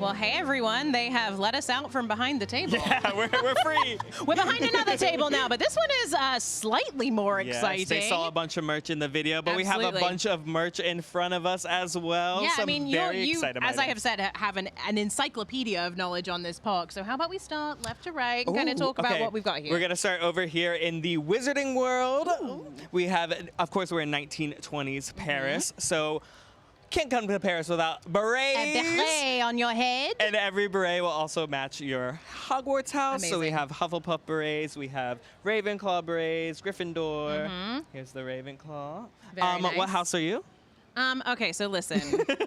I was a Slytherin, and then I got married, and my husband corrupted me, and now I'm a Gryffindor. Wow. And I'm not happy about it. So I don't know what that says about me. What about you? I am a proud Hufflepuff. You know, I could have. So clocked that. I'll go with the Hufflepuff. I could have clocked that. Beret. We also have brand new wand holsters. Ooh. If you're walking around Wizarding World, sometimes you need to put your wand away really quickly. You can now wear a wand holster. I can. Quick draw. Quick draw on the wand. Amazing. I love it. We have one of those. Of course, we have the new wands in 1920s they are Paris. stunning, these wands. One? Oh my gosh, me? Take it Absolutely. out. You've been chosen. I've been chosen by you. Is this official? I don't know. Okay. These wands are truly stunning. It's a whole new addition to the Wizarding World. Yeah. With new interactive wand activation points too throughout the entire area. Yeah. Iconic. Absolutely. We've got some T-shirts if you want to be an Aurora. Yes. Yes. So that is all of Wizarding World for now. There's, of course, a lot more. This is just what we have here. Yes, because there's absolutely. so much more There's to so show much. up. So moving into Dark Universe, of course, we have the Curse of the Werewolf iconic ride T-shirt. Now, I love this shirt because it reminds me of a Halloween Horror Nights house almost. I like that kind of it. design. Yeah. I mean, anything with the classic monsters on it is like, I feel like it gives you some street cred, you know? Speaking of, Definitely. Classic monsters right Very here. nice. I love that. And we've even got, yeah, we've got something for the ladies. We've got dresses here with an incredible print on it. Almost like a live Awesome. unboxing here, but this is a full bust of Frankenstein. Let me see if I can get into this. I mean, I feel like someone needs that in their house for I sure. feel like I just have to get into Yeah, we are going to be giving some of this merch away, by the way, guys. So if you haven't yet entered the giveaways in the chats, make sure you do, because we are going to be giving some of this iconic merchandise away. Patrick is ripping through this right now. Like a birthday present. But I have to make this joke. Okay. Frankenstein okay. is now unchained. Nothing? Will you No, give it that's to me? all right, that's all right. I'll give you that. So what do we have over here? All right, we've got one of our iconic Epic Universe bags here. You can put all of your stuff inside. Popcorn bucket. For an excellent, oh, it's a, Popcorn bucket, but also a bag. I'm just gonna let Patrick do this, guys. Popcorn bucket, also a bag. But also You Shobit can use it and as a bag. Lauren are out there. Did you guys get some merch over there too? Yeah. Oh, look at them. Yeah. Black TV, everyone. All right. I'm here with some of the cool merch from Universal Epic Universe. Yes. We are sporting some of the stuff from the Wizarding World of Harry Potter, Ministry of Magic. Lauren, what you got over there? That's right. I've got myself this Metro Blue backpack. Ooh, I'm rocking this, right? Yeah. Oh, you are totally rocking this, but what's Thank you. inside? People wanna know.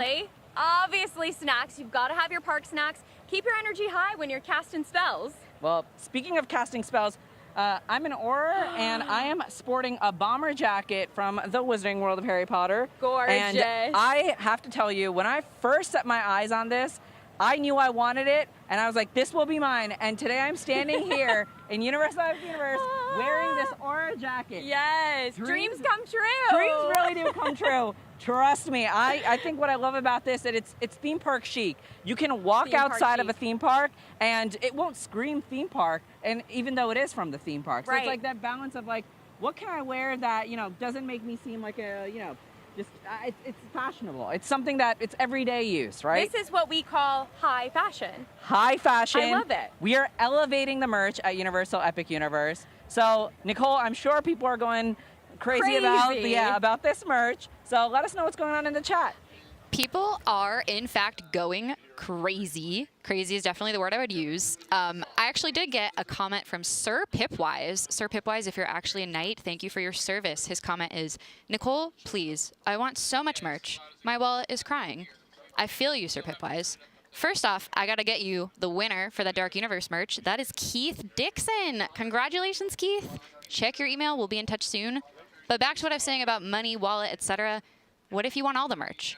I have the answer. $500 merch card.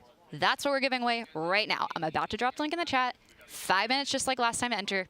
Godspeed, good luck, may the good vibes be with you, etc. Back to you guys. Yes, so many amazing merch. Obviously, we got some How to Train Your Dragon, Super Nintendo. I honestly want it all. But whether you're rocking some wizarding robes or you're just repping your favorite Hogwarts house, there's no better place to show it off than the newest addition to the Wizarding World. Absolutely. Let's step through the portal and into the magic of Wizarding Paris and into the British Ministry of Magic. That was good. Thank you.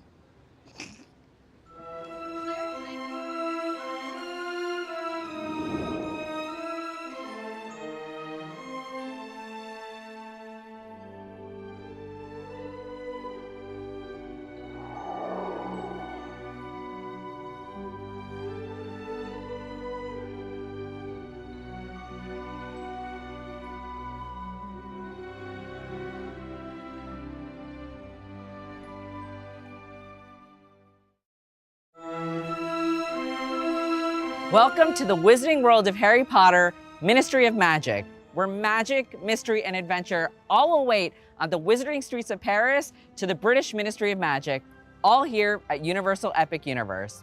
I'm here with Anisha Vyas-Burgos from Universal Creative, who helped bring this incredible new world to life.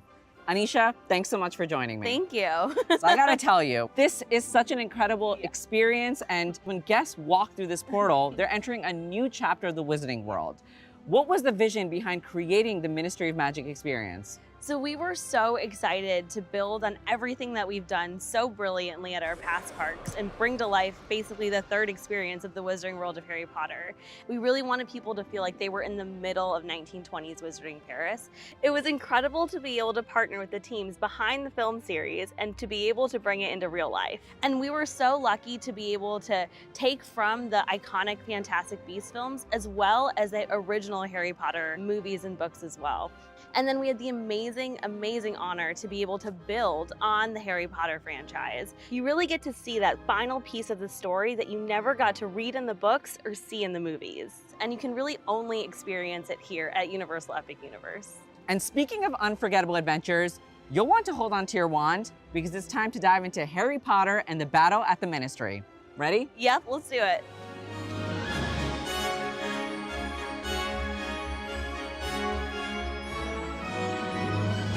Anisha, this ride is absolutely groundbreaking. I've been so lucky to ride it. What makes Battle at the Ministry such a unique experience for Harry Potter fans? I think it really starts with the story, and we get to really add on to the last book and the last movie that everyone has seen, and you get to see Umbridge stand trial for her crimes. Getting to finally bring her to justice, I think it's just an incredible story to tell. Well, the Metro Flu journey and the omnidirectional lifts are just incredible. How was the technology designed to match the magic of the ride story? There are so many different new technologies that we've brought to life to bring everything together in this attraction. I think when guests first board the elevator lift, there's all sorts of new motions that they're gonna feel that they've never felt before. We've put them in these incredibly immersive environments that are larger than life and blended so many different types of technologies to really bring them together. It really comes together beautifully. So speaking of larger than life, one of my favorite pastimes is to stand outside the Metro Flu and just witness the shock and awe that guests have as they enter the Ministry and see the level of detail and scale. Tell me the role that scale plays in the attraction and the queue. I think we play with it in so many different ways. I mean, walking through the Metro Flu and taking the left to see the giant grandeur of the Ministry of Magic atrium is absolutely incredible. But then we also have really small moments too. Like one of my favorite areas is Umbridge's office, where you get to meet Higgledy, Umbridge's house elf. And that's a really small, intimate, and personal moment. And so being able to play with those types of scales and those moments, as well as the grandiose scales, was just so incredible. So the chase through the Ministry feels like something straight out of the movies. How important was it for your team to capture the cinematic energy for guests? Oh, it's so important. I mean, we really had to leverage every piece of this new ride technology that we've created to deliver all the power that guests would want in some experience like this, but also all the fluidity as well. We really had to push the envelope of ride systems to be able to deliver the experience to guests. And deliver you did. But adventure doesn't just happen in government buildings. It's alive and dazzling at Le Cirque Arcanu. Le Cirque Arcanu brings live entertainment to the heart of Wizarding Paris. Before we dive into it, what's the story? So guests walk into Le Cirque Arcanu and see some incredible circus spectaculars right in front of them. You encounter Ringmaster Skinder, who's trying to revitalize the circus and finds Newt Scamander's suitcase. It's up to Gwendolyn to help make sure he doesn't use these creatures for bad and really protect them. The creatures, the puppetry, the aerialists, it's all so incredible. How did your team blend real-world performance with magical storytelling? It was such a beautiful blend of so many different disciplines. We have traditional ones like special effects and show action equipment, but then you add in all the aerialists, the stunt performers, the acrobatics, and some really fun, unique and circus acts, and it just brings to life the story in a way that we've never seen before. It's truly a Broadway-level spectacle. And what a spectacle. There are so many characters and creatures featured in the show. I mean, Fantastic Beasts fans, this one's for you. How did your team choose which ones to feature? We really look to see what already resonates with a lot of guests. And so there's some fan favorites that you come face to face with. Being able to really partner with so many different teams, we were able to bring them to life in such unique ways. When people see them, they're gonna really be astounded. And the magic doesn't stop there. Spells, creatures, and wizarding life fill every corner. Anisha, guests can cast spells, meet fantastic beasts, and interact with all sorts of magical surprises. How did the team design these experiences to feel so personal and interactive? So it really started with what are all the experiences we want guests to really feel. And so being able to interact with the Fantastic Beasts in Wizarding Paris was so important. But there's also so many other really fun, immersive, and interactive things throughout the entire land. We have our 2nd generation interactive wands, and you really get to feel the spell that you cast, and it really brings the immersion to the next level. So walking around, I've gotten to meet Hogwarts, Beauxbaton, and Ilvermorny students. How important was it to make this place feel truly alive? Oh, so important. I mean, my favorite thing is, I think, seeing a family walk around, casting spells, interacting with those students, and really participating in this entire world. It really takes it to the next level and is what makes it stand out. And speaking of standout, there's so much layered detail. Hidden spells, talking portraits, and even some mischievous nifflers. How was all that storytelling brought to life? It really starts from when you enter Wizarding Paris and you see this beautiful grand vista. In designing the entire Wizarding Paris, the team really focused on what are all the different stores that would be here. And that really kind of brought to life all the different creatures that would naturally be in these places. By being able to create all these unique storefronts and stores, we were able to really enhance them with what really exists in Wizarding Paris.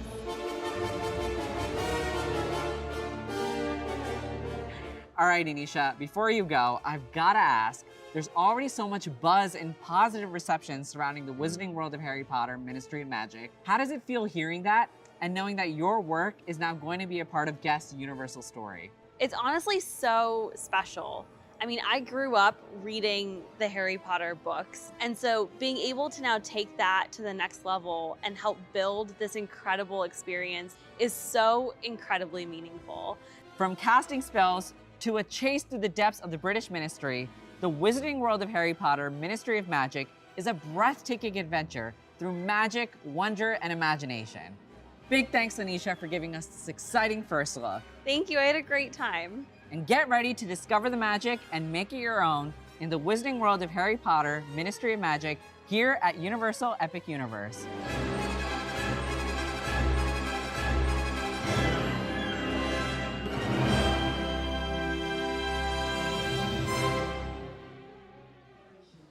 And truly, just like magic, here's Anisha with us on the live stream, fresh off her world tour of Wizarding Paris with Showbit. Thank you so much for being here this evening. Thank you, guys. So how has the night been? You've literally seen the Ministry of Magic from dirt to what it is now. Like, what are the feelings of this night for you? It is so exciting. It's so incredible seeing all the guest reactions, and I'm so excited for everyone to walk through, our portal and the Metro flew tomorrow on opening day. Wow, and obviously this new world blends 1920s Paris from the Fantastic Beasts series to the British Ministry of Magic from Harry Potter. What was the idea like combining these two eras? It was exciting because we really wanted to build on the incredible Fantastic Beasts franchise and bring people up close to the Fantastic Beasts and Wizarding Paris. But then we also really wanted to build on the Harry Potter trilogy, the Harry Potter books, and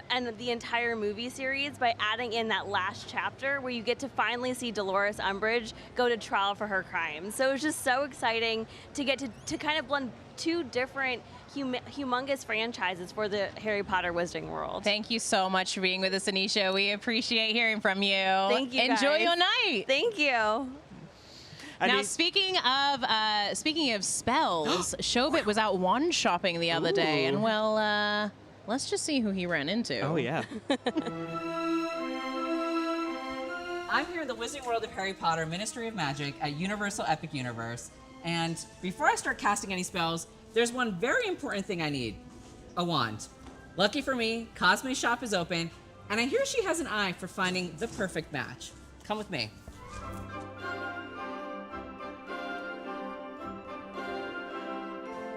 This is beautiful.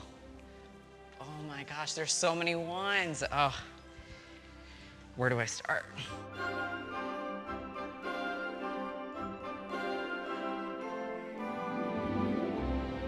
Warwick Davis? Professor Phileas Flitwick from the Harry Potter films. Absolutely, yeah. I can't believe I'm standing in your presence right now. I'm on the search for a wand, and I don't even know where to start. Okay, even though I played a professor in the films, I'm no wand expert, so you need an expert in the shape of Cosmo over here. Oh, bonjour, Trésor. You've heard about me? Oui, oui, au revoir. Bonjour. Bonjour. No, only most of the rumors are true, okay? You see, I am Cosme Akajor, a styliste de baguette magique, most original et elegant in all of Paris and the world. Very fancy, no? Now, who is looking for a wand? This gentleman. I was on the search for a wand here. There's so many to pick from. In my shop, you choose your own wand. But our choices show us who we really are, no? I play Professor Phileas Flitwick. Do I get a wand too? Well, I have many cleverly named wands here, but I do not know this Professor Flitwick. Well, do you have a wand for me at least? Of course, I find wands for you now. Come, right this way, huh? Oh, can I come? Shobit, I would like you to take a look at my 10 beautiful wand designs, right? And I want you to see which one at first glance are you feeling drawn to one in particular? The silver one. Oh, the silver one right away. Oh, I like this. I like this for you, Shobit. Now, this is my acacia wand. You see, it says my name, so you don't forget who designed for you, no? Now, so beautiful. Try it out, Trésor. How does it feel in your hand? I feel powerful already. Well, this makes sense, Trésor. It's a nice weight as well, isn't it? Oh! Now, this is a very powerful wand. Very protective, very loyal. Hmm? Just like me. Oh, look at that, Trésor. Do you think you have chosen your wand? I think the wand chose me. As long as you choose it back, Trésor. And choose I do. I'm so glad. You know, I'm really digging this wand. I'm glad you like it. It's important that you feel attached to that wand. I'm very attached, all right? This is sleeping with me. Good. Well, let me see you hold it properly. No, that's not You're gonna have to properly. teach me. Okay, the grip is important, into here like this, so it connects with the wizard, and your intention can flow through the wand. All right, that was very impressive. Let me try. That's pretty good. All right. Okay, let's try some real magic now. All right, so let's try it here. Okay, wish me luck. Good luck. Renovate. Look at that. That's Look it. at that. All right, okay. I'm learning from the best, all right? You're doing very well. Thank you. Thank you. You're an excellent student, should I say. You've been a part of the Wizarding world for such a long time. What's it like seeing fans walk into this world and feeling the magic for the very first time? Well, it's lovely that fans can get the same experience we as actors got the first time we walked onto the actual sets as well, because these environments are so real and so immersive. It's as if you were there as part of the films, isn't it? So, when you think back to filming the Harry Potter movies, did you ever think that the Wizarding world would grow into a world like this? And it's lovely for me, even though I was in the films, to actually come back here and experience this as well, because it still gives me the same sense of wonder as it does for anybody, I think. What do you hope people feel when they step into the Wizarding world of Harry Potter Ministry of Magic? Well, I would hope they feel amazed and immersed in this environment, in this world that they've seen on screen, and now they can walk through these gates down here and become part of this world. Warwick Davis, magical legend, spell coach, and absolute icon. Thanks so much for sharing the magic with me today. I'll tell you what, it's been epic. And if you've ever dreamed of stepping into the Wizarding world yourself or casting spells, this is where the magic lives. Come experience it for yourself in the Wizarding world of Harry Potter, Ministry of Magic, here at Universal Epic Universe.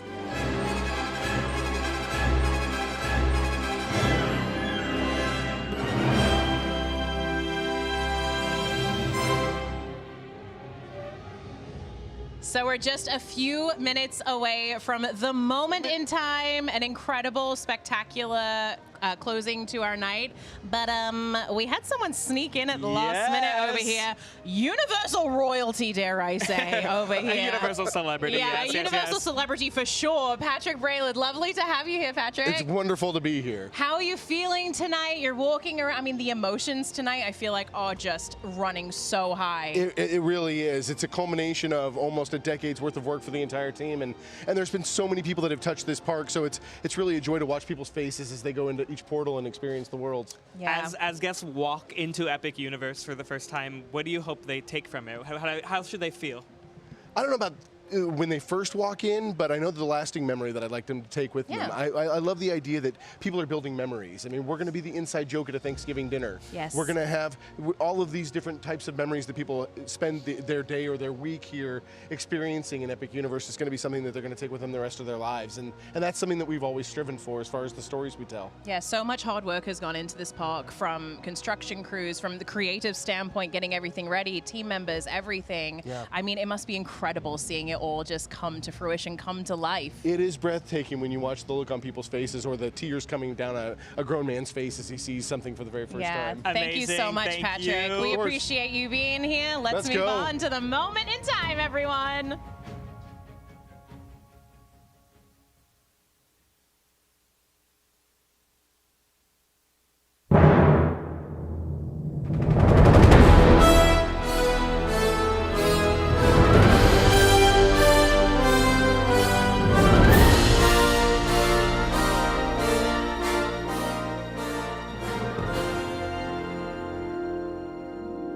Good evening. I'm Mark Woodbury, Chairman and Chief Executive Officer of Universal Destinations and Experiences.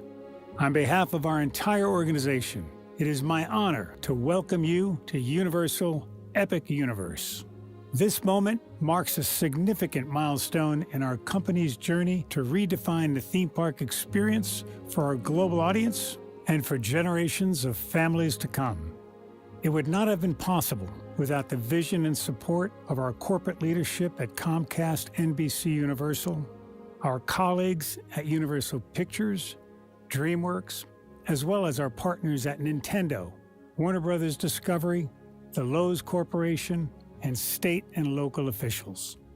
What you have seen, felt, and experienced tonight is the product of the immense creative talent, technical prowess, and operational excellence of all of our incredibly dedicated teams at Universal Destinations and Experiences. To all involved, I want to extend our heartfelt gratitude. Now it is my pleasure to introduce my good friend and our creative consultant, Steven Spielberg. Mark, thank you. In each of us lies the desire to explore new worlds in search of adventure, joy, discovery, and even to face our fears. Through amazing stories and unforgettable characters, we are introduced to these incredible worlds we only dare imagine, and in the process, we discover the hero in ourselves. Universal Epic Universe has brought those worlds to life. All the sights, sounds, and feelings you've come to love in a way that can only be described as epic.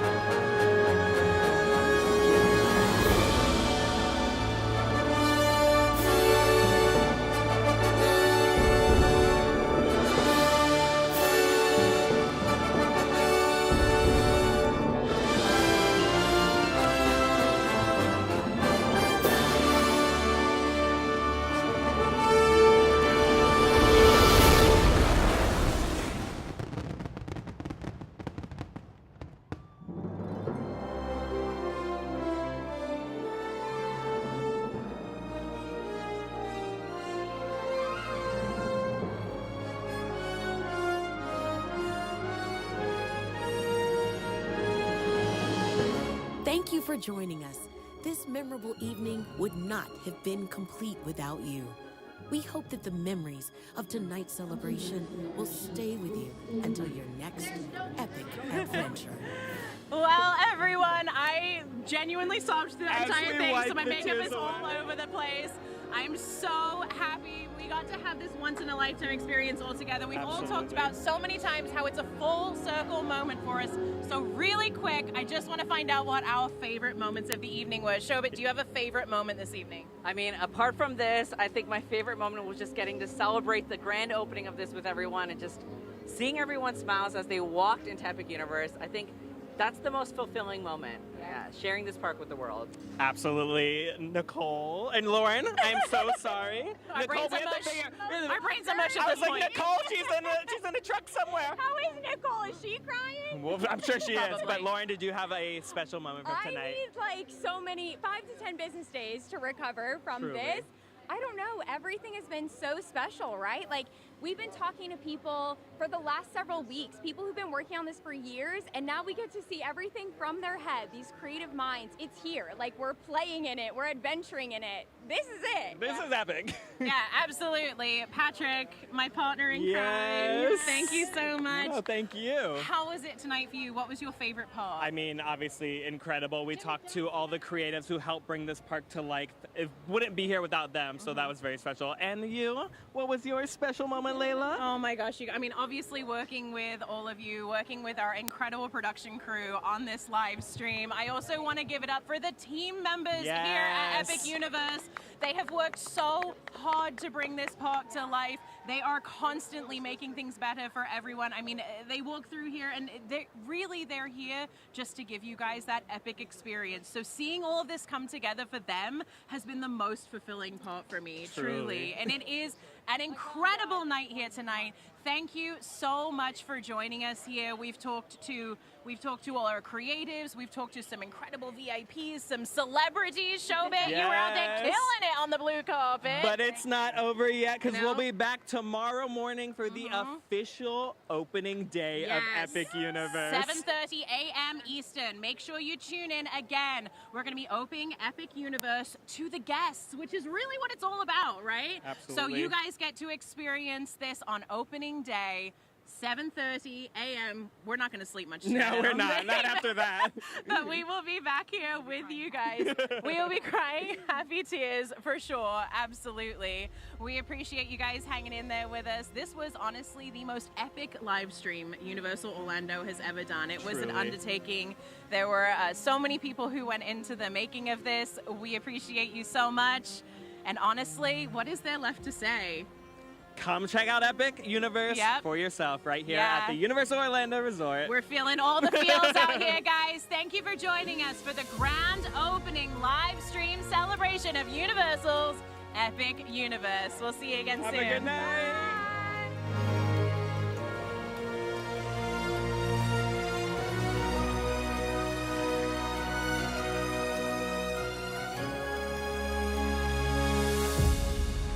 Good evening. My name is Mark Woodbury. I'm the chairman and CEO of Universal Destinations and Experiences.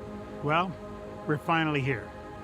Tomorrow we begin a new chapter at Universal Orlando Resort as we open Epic Universe. We built this place for you.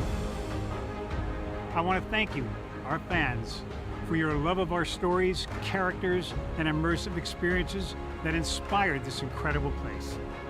Epic Universe represents over 8 years of meticulous planning, immense creativity, and innovation, combined with unmatched craftsmanship and operational excellence on the part of thousands of people who have brought to life the stories and characters that live beyond each of Epic's portals. But it represents so much more.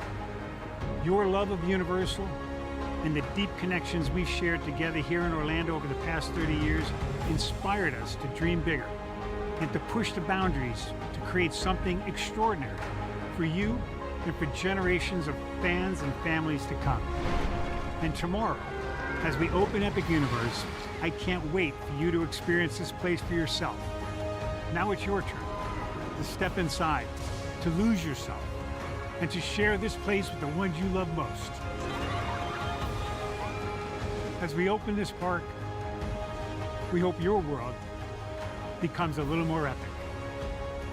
Tomorrow, Epic Universe becomes yours.